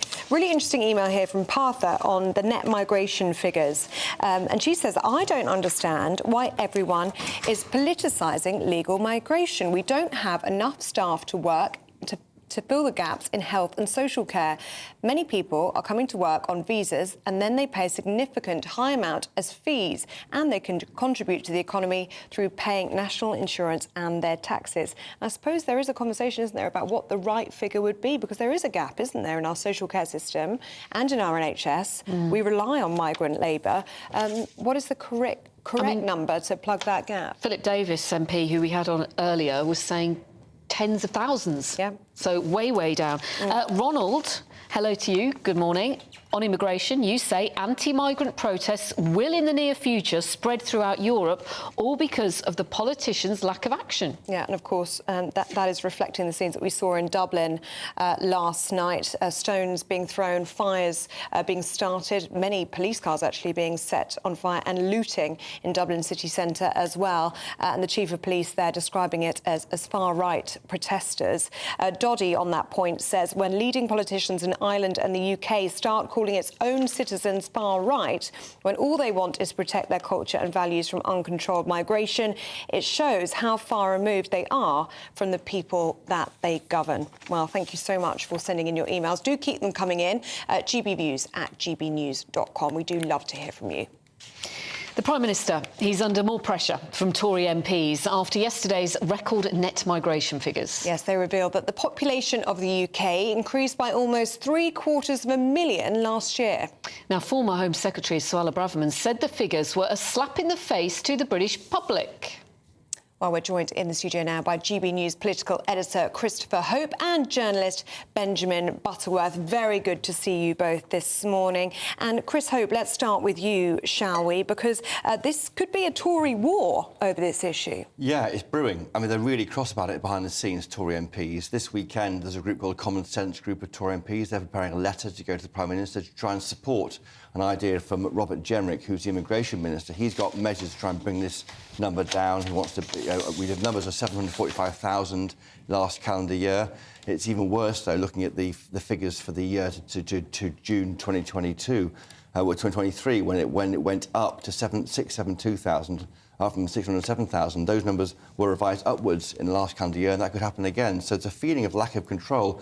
I mean, small boats is a symptom, I think, of a problem with the immigration policy. They can't control numbers coming in. The viewers are right, but there are shortages in parts of our social care NHS. But equally, there's lots of people on benefits who aren't working. Why not put more effort to get them back to work? There's a housing shortage. We know rents are going sky high for many people. Can we afford to have 1.2 million people arriving in the 2 years to June last year? That's the problem. Robert Jenrick, he's the immigration minister.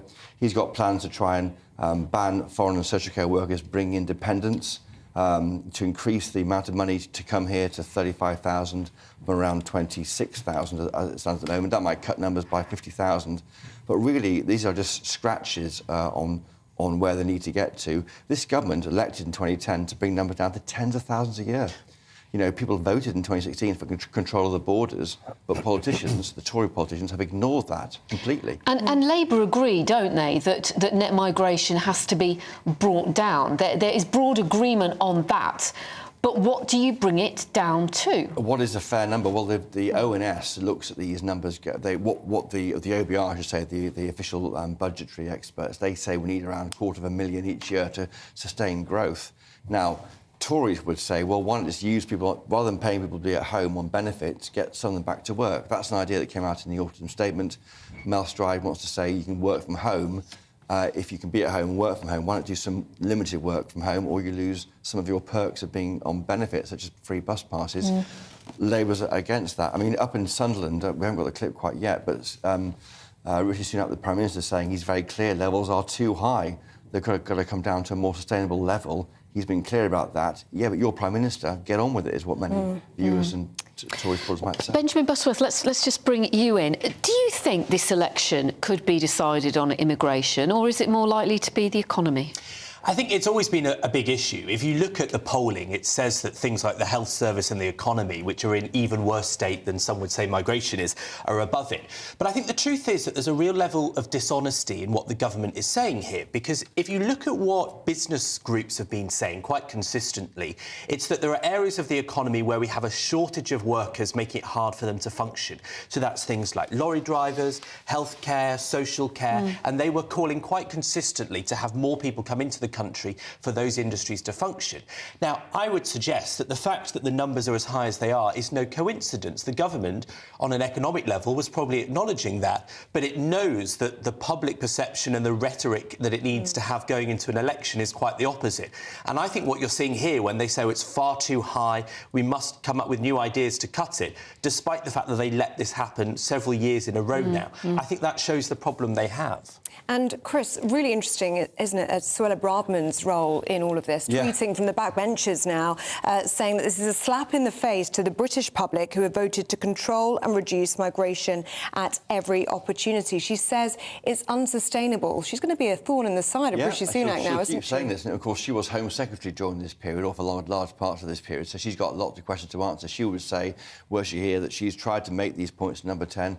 Number 10, we're ignoring it. I mean, to go to Benjamin's point there, he makes a good point about the shortage in lorry drivers, but should people be allowed to bring in dependents and family members? That's what pushes the number up. And I think what will happen if they get a grip on this is saying you can't bring family members if you want to work here, at least not for a few years. And Benjamin, the argument we keep hearing about when it comes to the social care sector is that we need migration. We need those people to work in the social care sector because here people don't want to work in it. Yeah, I mean, many of those jobs are incredibly long hours and not terribly well paid. And so, you know, I think there's a strong argument to say that if you change the pay and conditions, then you might be able to get more British-born workers wanting to do those jobs. But this suggestion that the immigration minister has put forward, that you have to earn at least 35k to be able to come in, well, that would rule out a lot of people coming to this country to work in that sector. And so that seems quite an impractical answer, because while on the one hand people might think, oh, I'm glad that there's a few thousand fewer migrants this year, I think when they can't get the healthcare that they need, that might turn to a frustration, and the government doesn't seem to be able to square the circle. OK. Christopher Hope, we know that Rishi Sunak has been speaking the last few moments. That's right, up in Sunderland, where there's a big investment announced in electric cars, but he's been talking about immigration. Let's see what we have to say.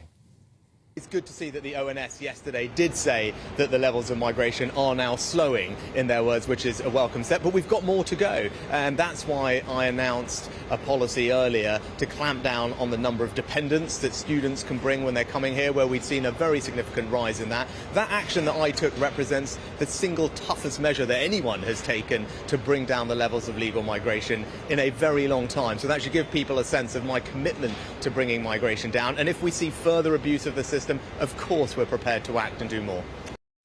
So there, the PM Rishi Sunak saying they're prepared to do more. Mentioned there stopping students bringing independence. We might expect that's an obvious one, but more measures are required, and so far nothing from the government.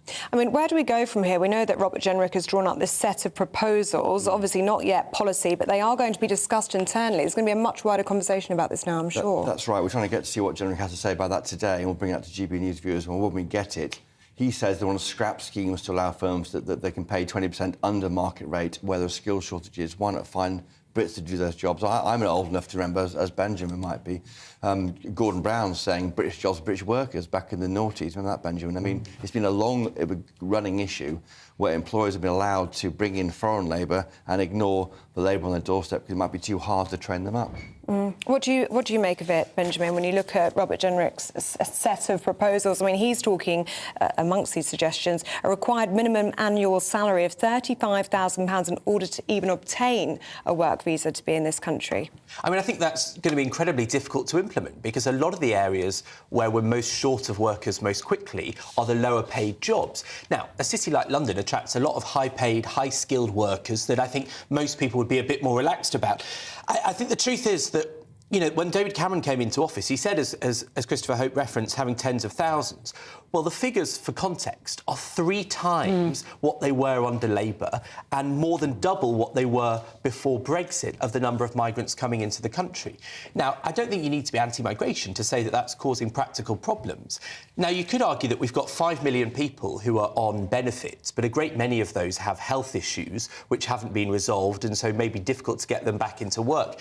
I think the truth is that it's going to be a big political problem for the government because they made this the centre of their agenda as a Tory party, and it's not going to be fixed in 12 months when the next election... Rishi Sunak said, didn't he, stop the boats, which sounds a bit of a gimmick and also potentially a bit of a distraction. Yeah. He would have been better saying reduce net migration, Chris. 100%. I think it's a distraction. Stop the boat. It's obviously shows a lawlessness on the south coast. They can't stop these boats coming. But I think the bigger issue, the elephant in the room, is net migration. That's not being addressed and talked about. For the Tories' point of view, Labour have no real answer either. I mean, Labour have no answer at all.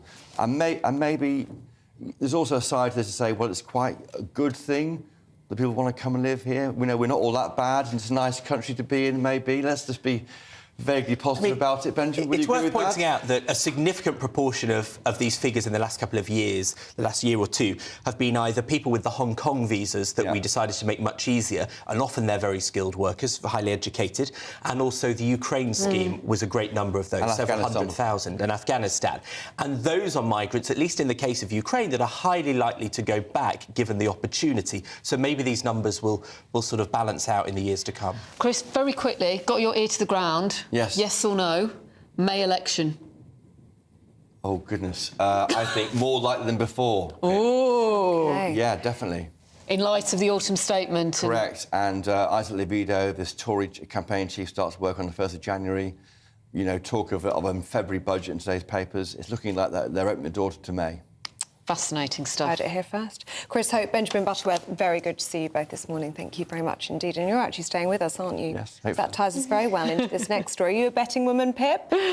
I'm not, actually. Well, I'll bet someone on a bottle of wine. OK. Well, who would you bet a bottle of wine winning I'm a Celebrity this year?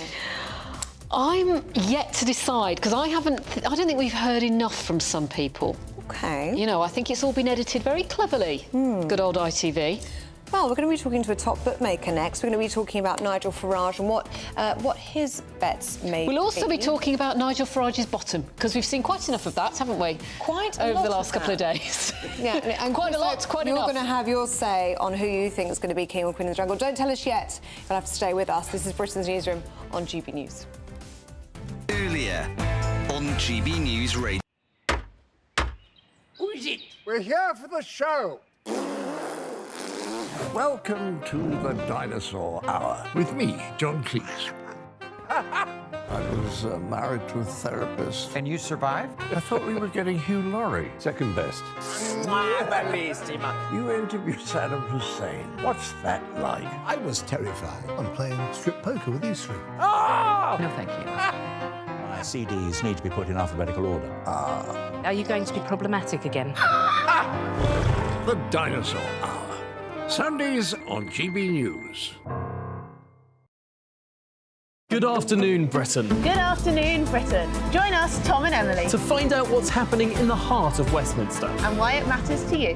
Weekdays from midday, we bring you the most compelling stories from across the United Kingdom. And from your doorstep to our inbox, That's right, we want to hear from you. GB News, Britain's news channel. I think the most exciting bit for me is talking to people. People who I think are ignored often by the major news channels. We're going to give news they want to hear. There's a voice there that needs to be heard. I think there's a chance here for a diversity of opinion to be expressed, which you don't find elsewhere. It's really exciting. We don't hold back. We're free to say how decisions that are taken here affect us all around the country. Only on GB News, the People's Channel, Britain's news channel. I'm Michelle Dewberry, and I'm not here to tell you what to think. I'd much rather hear what you have to say. So send in your opinions to gbviews@gbnews.com. Keep them clean, and you never know, I might read them out. With my panel here on Jubes & Co, we debate, we get stuck into the issues of the day on a show where all views are welcome, especially yours. GB News, the People's Channel, Britain's news channel. In the GB Newsroom, we bring you the news as it happens. With our team of dedicated journalists across the UK, we're ready to give you accurate reporting every day. When the news breaks, we'll be there with bulletins on GB News, the People's Channel, Britain's news channel. Your weekend starts here with Friday Night Live with me, Mark Dolan, 8 till 9 on GB News. Big stories, big guests and big laughs as we get you ready for a cracking weekend. That's Friday Night Live with Mark Dolan. Fridays 8 till 9 on GB News. Bring your own drinks. The admission's free. GB News, unlike other broadcasters, isn't obsessed with the London-Westminster bubble. We think there's a nation beyond the M25, and that's why we talk about the issues that matter across the land. Join me on State of the Nation, 8 to 9 o'clock, Monday to Thursday, on GB News. Daisy's listening, and you should too. Tired of the usual focus-tested, pre-prepared Westminster runaround? Well, so am I. So you want higher taxes? Is your department to blame for this? Are you rethinking this policy? Every Sunday at 9:30, I'll be sitting down with those in power to get the truth about the issues affecting you. Let's be honest, we've known about the cost pressures of this project for years, not months. That's the Camilla Tominey Show, a politics show with personality. On GB News, the People's Channel, Britain's news channel.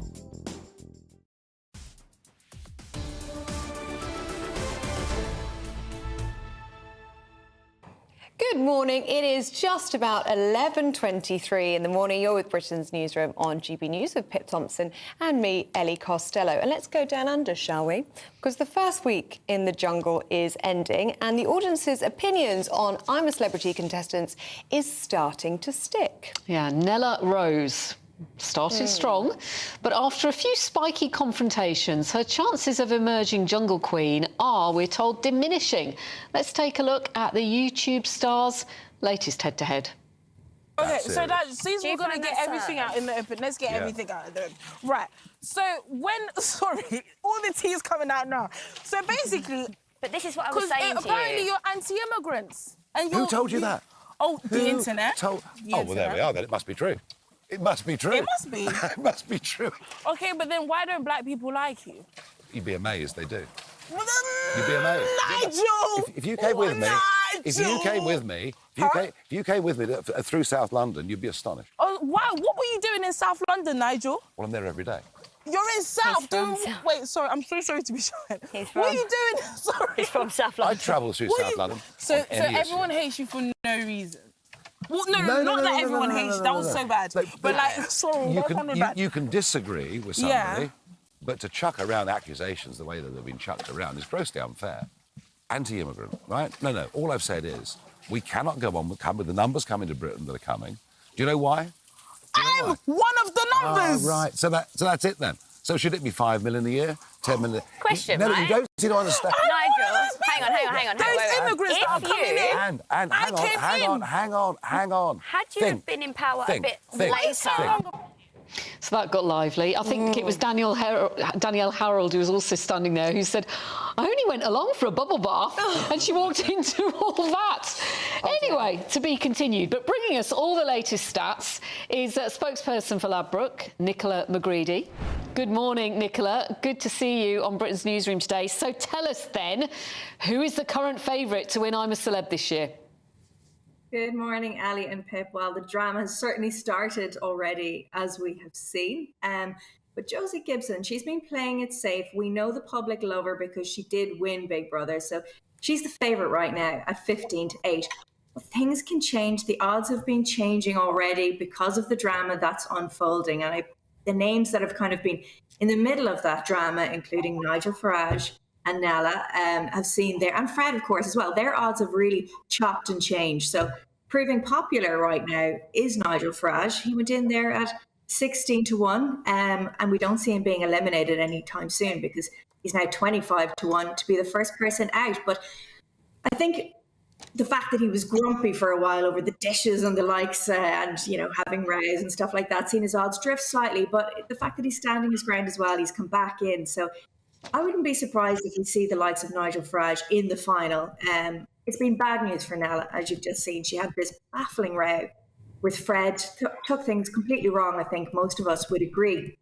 And she went from being really popular to being one of the rank outsiders at 66-1 now to win. So she's one of the likely ones who's going to leave the camp first. But I do think the arrival of Frankie Dettori is certainly going to create more excitement and more drama in the show.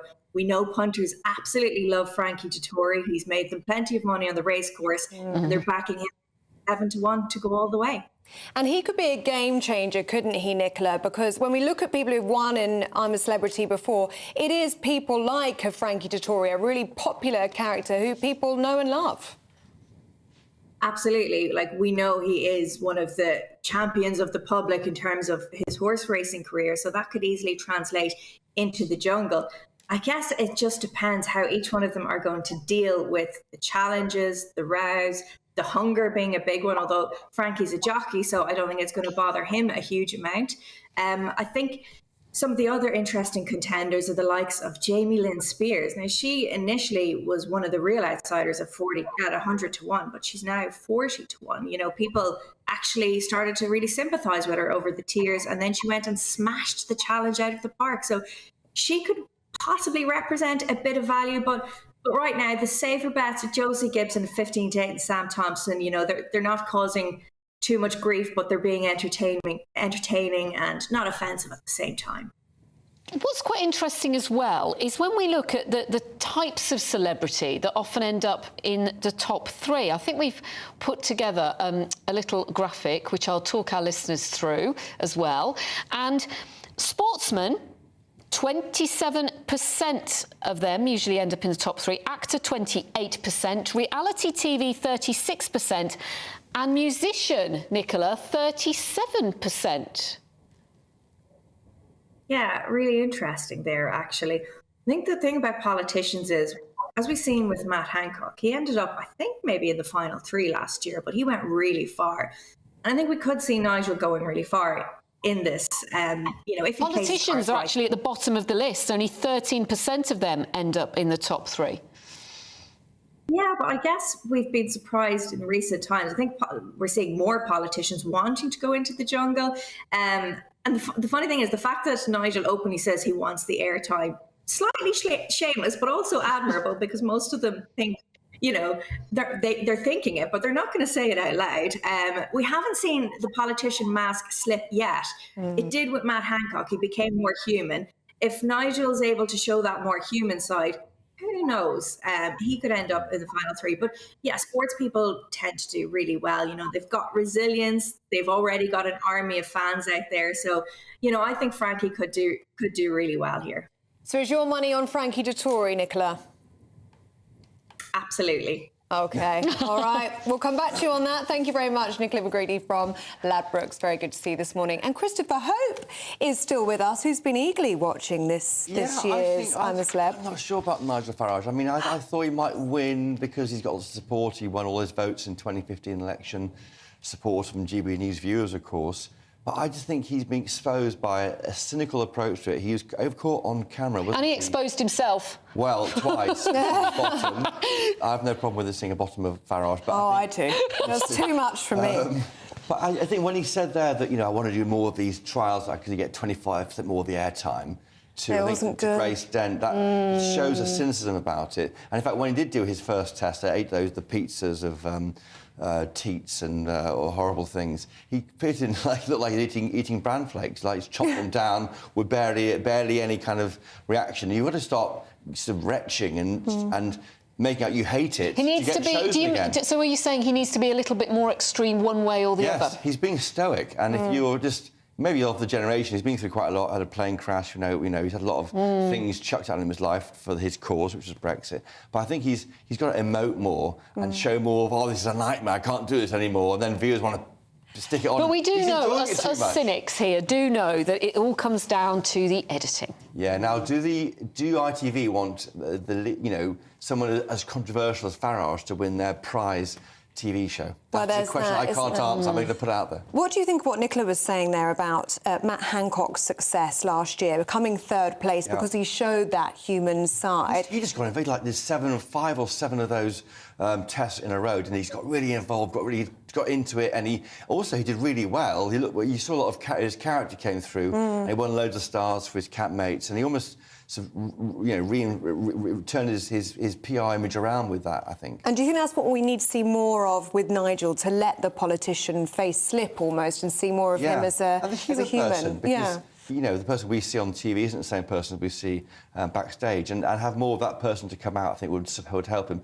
But he can't hear us, can he? He's now stuck. No. We did catch him moaning about the dishes, moaning about he'd been trudging along quite a way with the dirty dishes that he thought were clean. He wasn't very happy about that. A house of teenagers. I mean, no one ever washes anything up properly, do they? In a house, he sounds like he's like me at home. But I think it's quite nice to see people get a bit grumpy.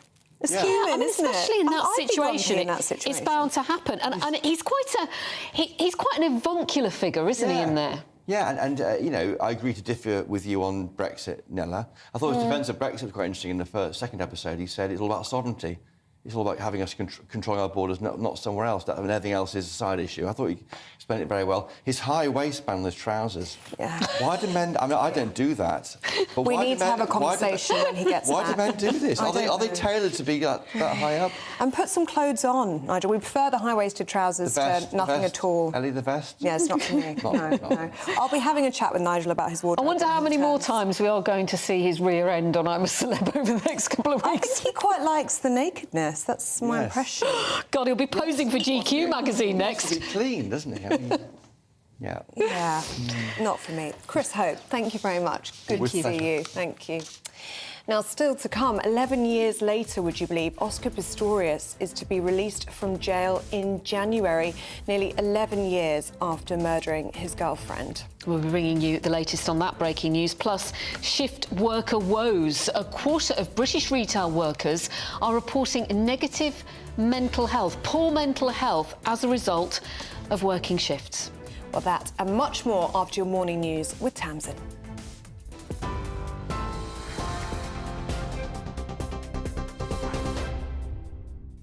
Ellie, thank you. Here are the headlines at 11:33. Well, some breaking news just in. As we've been hearing, Oscar Pistorius will be freed from prison on parole in January, nearly 11 years after killing his girlfriend, Riva Steenkamp, on Valentine's Day in 2013.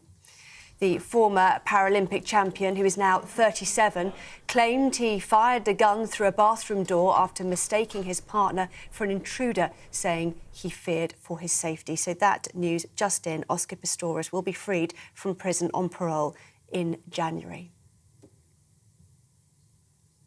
34 people have been arrested after riots and violent scenes in Dublin yesterday. A clean-up operation is underway in the city centre after cars were set alight and shops were looted. A number of police officers were also injured. The violence was sparked after 3 children and a woman were stabbed close to a school in the city. A 5-year-old girl is said to be in a serious condition. Taoiseach Leo Varadkar said the people involved in the unrest have brought shame on the country. Those involved brought shame on Dublin, brought shame on Ireland, and brought shame on their families and themselves. These criminals did not do what they did because they love Ireland. They did not do what they did because they wanted to protect Irish people. They did not do it out of any sense of patriotism, however warped. They did so because they're filled with hate. They love violence, they love chaos, and they love causing pain to others. A temporary truce period between Israel and Hamas has begun. It's expected to last for 4 days and will see the Hamas terror group release 50 hostages in exchange for 150 Palestinian prisoners. The first 13 hostages are expected to be handed over to the Red Cross shortly today. It's understood that more people will be released in groups each day for the remainder of the truce. Aid trucks have been entering Gaza, which is expected to continue until the end of the pause. Well, you can get more on all of those stories if you like. Just visit our website, gbnews.com.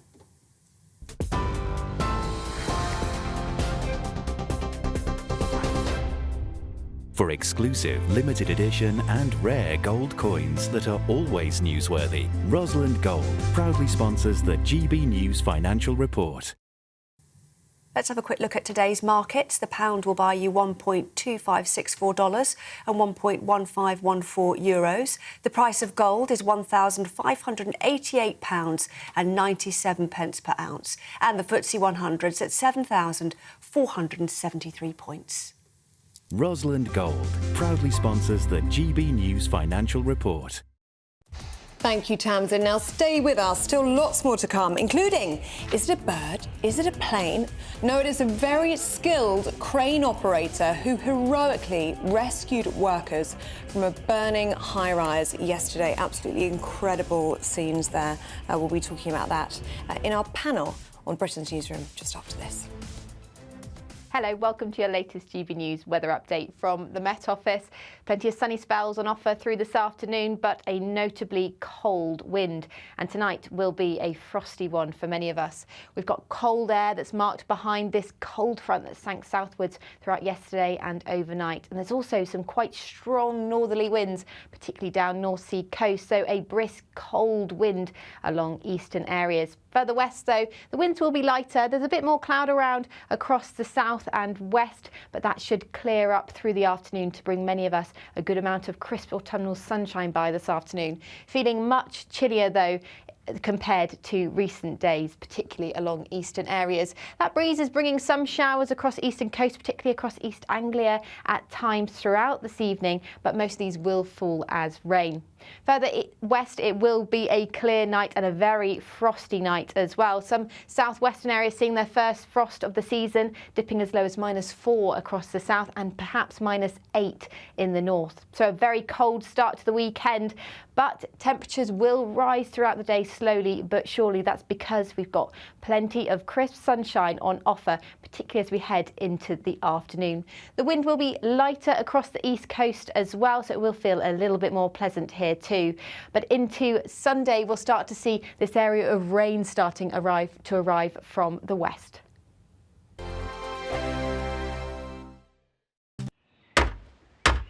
Who is it? We're here for the show. Welcome to the Dinosaur Hour with me, John Cleese. I was married to a therapist. And you survived? I thought we were getting Hugh Laurie. Second best. You interviewed Saddam Hussein. What's that like? I was terrified. I'm playing strip poker with these three. Oh! No, thank you. My CDs need to be put in alphabetical order. Are you going to be problematic again? The Dinosaur Hour. Sundays on GB News.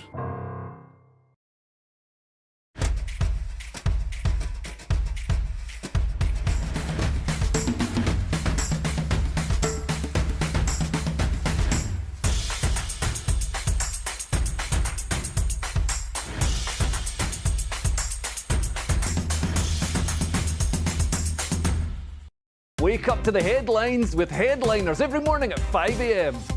We treat you to the day's biggest stories before anyone else, 7 days a week. You can catch up on everything you need to know before you've even had your kippers. Headliners every morning at 5 a.m, only on GB News, the People's Channel, Britain's news channel. GB News, unlike other broadcasters, isn't obsessed with the London-Westminster bubble. We think there's a nation beyond the M25, and that's why we talk about the issues that matter across the land. Join me on State of the Nation, 8 to 9 o'clock, Monday to Thursday, on GB News. Daisy's listening, and you should too. I think the most exciting bit for me is talking to people. People who I think are ignored often by the major news channels.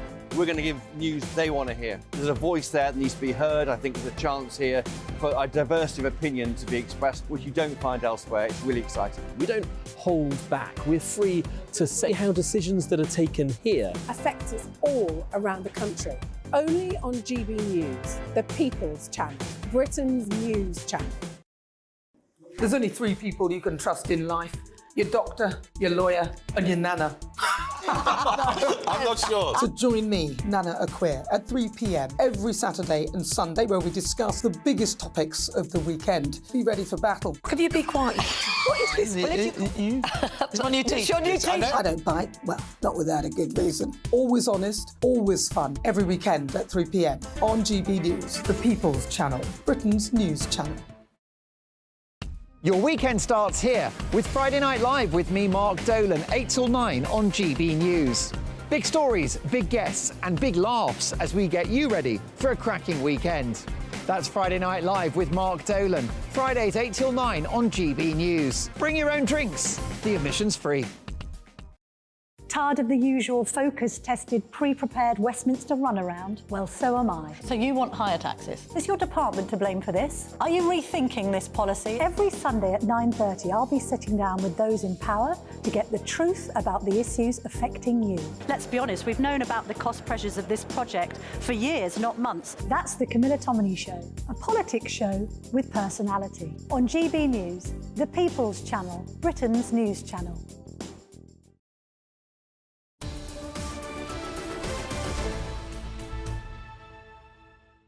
Welcome back. It's 11:41. You're with Britain's Newsroom on GB News with Pip Thompson and me, Ellie Costello. And some breaking news in the past few moments that Oscar Pistorius will be freed from prison on parole in January, nearly 11 years after killing his girlfriend, Reva Steenkamp, on Valentine's Day in 2013. You'll remember that he shot Reva Steenkamp multiple times through a bathroom door on Valentine's Day in 2013. He claimed he mistook her for a burglar, but that breaking news in the past few minutes that he is going to be freed on parole. Yeah, and we've got political commentator Matthew Stadlin with us and broadcaster Mike Parry.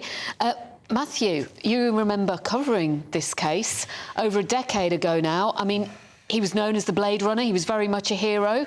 And then he went to zero. I mean, such a terrible case and complicated, I remember at the time. I was a BBC sort of cab rank reporter, journalist, doing my shift, and the story flashed up, so I had to report on it. And I mean, it was a shocking story, wasn't it? Terrible. No one who watched or listened to that could have been left with anything other than horror.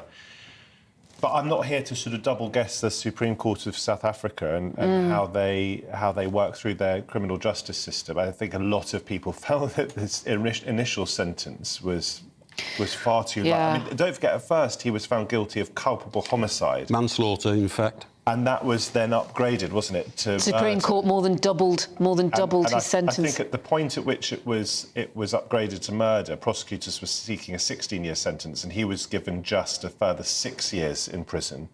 So I think there will undoubtedly, whatever I think of the South African system, and I don't have strong views on it, I think there will not be a lot of people be shocked that he's being released. And nobody more shocked, I'm sure, than Reva Steenkamp's mother, who's speaking at the parole hearing, recently speaking about Reva's father, Barry, who's died this year, and she says he died of a broken heart. A broken heart. When, at the original trial, I mean, the world must have been in shock like me when he was found guilty of manslaughter after we'd heard all the evidence of him crawling literally on his hands and knees up to the door of the ensuite bathroom. Do you remember he had to demonstrate in court Absolutely. and take his Absolutely, how I got across there without my prosthetic limbs. But then pumping a shotgun through that door 3 or 4 times and saying, well, I thought it was a burglar. It was ridiculous. So his initial imprisonment was house arrest, believe it or not. Can you believe that? He was convicted of manslaughter. He was given a lenient sentence and told it to be house arrest, going to live with a member of his family. Then, of course, the world, in outrage, came back and said, you can't. Got done for murder. Matt's absolutely right. The initial sentence was 6 years, but they appealed that and he got 13 years. And he wasn't due for parole until March next year, so this has come a bit early. But I don't know where he's going to go, because he must be one of the world's least popular people. Riva Steenkamp was one of the most beautiful women any of us have ever seen. You know what I mean? And you thought, wow, to take away a life like that. I interviewed him once, Oscar Pistorius. Very difficult man. I mean, I know he had... What do you mean, in terms of his attitude? His attitude was terrible. And he walked out on my interview when I said to him, Oscar, you know, you're in a unique position, Blade Runner. Those blades on your legs, do they at any time give you an advantage over able-bodied athletes that you want to run against, in the sense that the kinetic power from your blades is greater than a human leg? And he just threw a paddy and took his microphone off. I'm not taking this, and walked out. So that indicates somewhat of his personality, because the reason we think he shot his girlfriend was because earlier in the day, when they'd been out, she'd received some attention from other men, which of course she would, because as Ali pointed out, she's one of the most beautiful women we've ever seen, you know what I mean? Well, I mean, he was said to have huge anger issues, but interestingly, Riva's mother says she does not oppose bail, which many would say is very, very... When you see the families of victims not sort of seek vengeance and attempt to forgive, I don't know whether she has forgiven or not, it's deeply impressive, isn't it? And we hear all sorts of things, don't we, about how to deal with such a traumatic event and to deal with grief. And if you're able, and I'm not expecting people to be able to do this, if you're able to go through life without hate in your heart and anger, that makes life perhaps easier for you. This was a story that gripped the world because it was a man who overcame remarkable disability to become a sort of South African hero and a global icon. And then for him to be found guilty of murder was a sort of extraordinary. But do you remember also, at the time, he was tried, I'm not sure if he was convicted, for discharging a gun in public, in a restaurant. I mean, he had that gun... There's a lot of gun culture in South Africa. If you've been there, people, do rely on guns in the country and that kind of stuff. But he discharged a gun in a restaurant and was... I'm not sure if he was prosecuted for it, but he was certainly tried for it, So that gives you another indication of the personality of the guy. Let's see if he's dealt with those anger issues. He's released in early January. Yes. And June Steenkamp has said that her concerns are the huge anger issues that she hopes have been dealt with in prison, and she is concerned for the safety of any woman who now comes into contact with him. Indeed. That's June Steenkamp. That is the mother of Riva Steenkamp, who was killed by Oscar Pistorius 11 years ago. Should we just change gear completely and talk about Christmas? Christmas trees. Christmas trees. There's a wonky Christmas tree that's caused a bit of consternation in Cambridgeshire. I think we have a picture. This is the town of March, and local people have... Oh, look at that. I'm sorry, but... It is a bit like the Leaning Tower of Pisa, isn't it? The Leaning Christmas tree of March. Who doesn't, who puts their Christmas tree up each year, have that terrible moment when you've put it up, you've got the base in place, whatever base you use, and you just think it's slightly leaning. But there's nothing slight about this lean. This is a bigger angle than the Leaning Tower. All you need is a gust of wind, and that's straight over.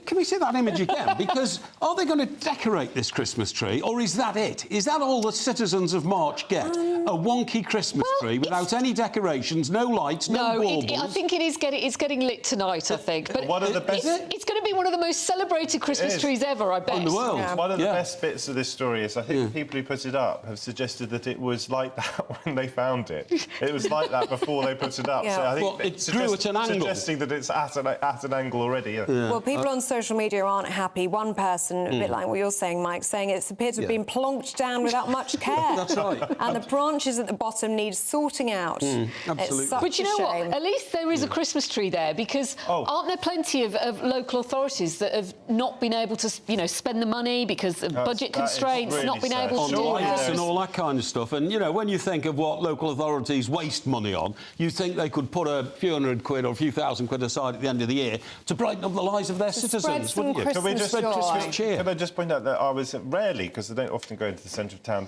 and I went into town and there was this most beautiful, massive Christmas tree in not Leicester Square, Covent Garden. Have you seen it? Oh, I've seen all that lit one. up. Wonderful. Absolutely enormous. That's it. That's what we want. That's what we should be doing much more of, I think. Absolutely. Let's have a little look at... This is the most incredible video. I hope that we can show it. It's of this very skilled crane operator who I hope gets some sort of reward for rescuing a worker from a rooftop in Reading yesterday. Let's have a little look at this video. I mean, the skill, there's plumes of smoke coming from this building, and you can just see this crane worker drop the box down with such skill to rescue that worker. It's incredible, isn't it, Mike? Absolutely incredible. Now, the name of the crane driver is Glenn Edwards, OK? I think, like you, Ellie, he should be a national hero. This man should get at least a George Medal, because he literally saved that building worker's life, by the look of it. The building was on fire, the building worker had nowhere to go, the flames were leaping around his feet, and he had to make 2 attempts to get into the cage. I mean, I don't know about you, but I suffer from height problems terribly, vertigo. I mean, you know, coming down an escalator, I have to cling onto the side and that kind of stuff. So this crane driver who spotted this, I mean, what a consummate skill! Because normally what crane drivers do is they haul up, you know, huge blocks of concrete or iron girders on building sites. They're never asked to pinpoint specifically an area about 2 feet square to rescue a human being from dying. I think it's sensational. And when I first saw it, I thought it was the official rescue operation going on. And then someone said no. Like the fire brigade or something. I agree. I honestly say I have never seen pictures quite like that in my life. Astonishing. No, I totally agree. But, you know, my worst job in the world would be a crane driver. How do they get up to their huge little glass box at the top of cranes? I think it's safe to say they don't have vertigo, Mike. No, well, they probably don't. But anyway, look, let's call out Glenn Edwards. Glenn Edwards, it'd be lovely for him to come on and chat to us. On a lighter note, when you were saying that Glenn deserves to be a national hero like Ellie, did you mean that Ellie should also be a national hero? No. I think that's what he meant. I think, like Ellie Not suggested. that I've rescued anyone. Like Ellie suggested, no, but I'm sure if you were in the same position, Ellie, you would, of course. Of course, and the fire service have actually extended their thanks as well and said without his actions,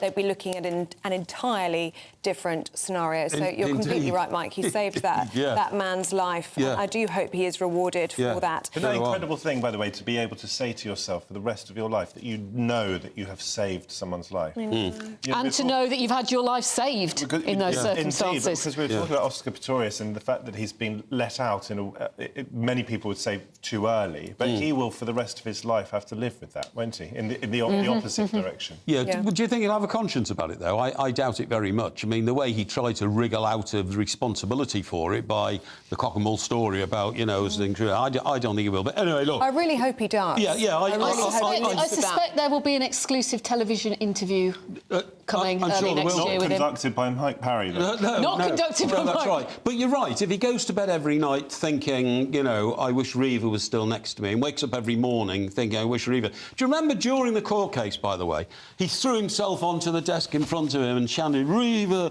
Reva, Reva. It was all so terribly dramatic, like he was trying to make out that he was, you know, wrapped in grief because of this terrible mistake he'd made. Anyway, there we go. The theatrics. Well, I do hope, in a way, that he has a conscience. It's something that stays with him for life. Do you think that could be the case, Matthew? I can't get inside the mind of a killer, thankfully, but I hope that each day for the rest of his life he remembers that he took a life. And where does he go from here? I mean, he's still a young man as well. I mean, does he have a career, a life ahead of him, or is that him done? Well, when you say done, everybody who comes out of jail has to live the rest of their lives, and he's probably got 30 or 40 years to live. So he will have to find a niche somewhere in life. But I do hope that he goes away and is never heard of again, rather than trying to cash in on his notoriety. I do believe in redemption. I mean, I was confirmed as a Christian. I'm Jewish by ethnicity, but confirmed as a Christian as a child. I don't have my faith anymore, but I do believe in the power of redemption. I believe in the power of forgiveness. That is fundamental to the Christian faith. And that is a beautiful point to end this programme on. Thank you very much, Matthew, and thank you to Mike as well for being on our panel. Thank you. And thank you for watching. Myself and Pip. Up next, Good Afternoon Britain with Tom and Emily. Bye-bye. It's a huge show today because, of course, Dublin was up in flames last night. We'll be exploring the tensions behind that riot, and could it happen here? And we'll be monitoring the reaction to yesterday's massive immigration figures. Rishi Sunak is worried. He admits it's not sustainable. That and some peculiar news out of the Labour Party. Why has the Labour Party leader picked the European Union's anthem as his piece of music that best represents his party? Find out after this. Hello, welcome to your latest GB News weather update from the Met Office. Plenty of sunny spells on offer through this afternoon, but a notably cold wind. And tonight will be a frosty one for many of us. We've got cold air that's marked behind this cold front that sank southwards throughout yesterday and overnight. And there's also some quite strong northerly winds, particularly down North Sea coast. So a brisk cold wind along eastern areas. Further west, though, the winds will be lighter. There's a bit more cloud around across the south and west, but that should clear up through the afternoon to bring many of us a good amount of crisp autumnal sunshine by this afternoon. Feeling much chillier, though, compared to recent days, particularly along eastern areas. That breeze is bringing some showers across the eastern coast, particularly across East Anglia at times throughout this evening, but most of these will fall as rain. Further west, it will be a clear night and a very frosty night as well. Some southwestern areas seeing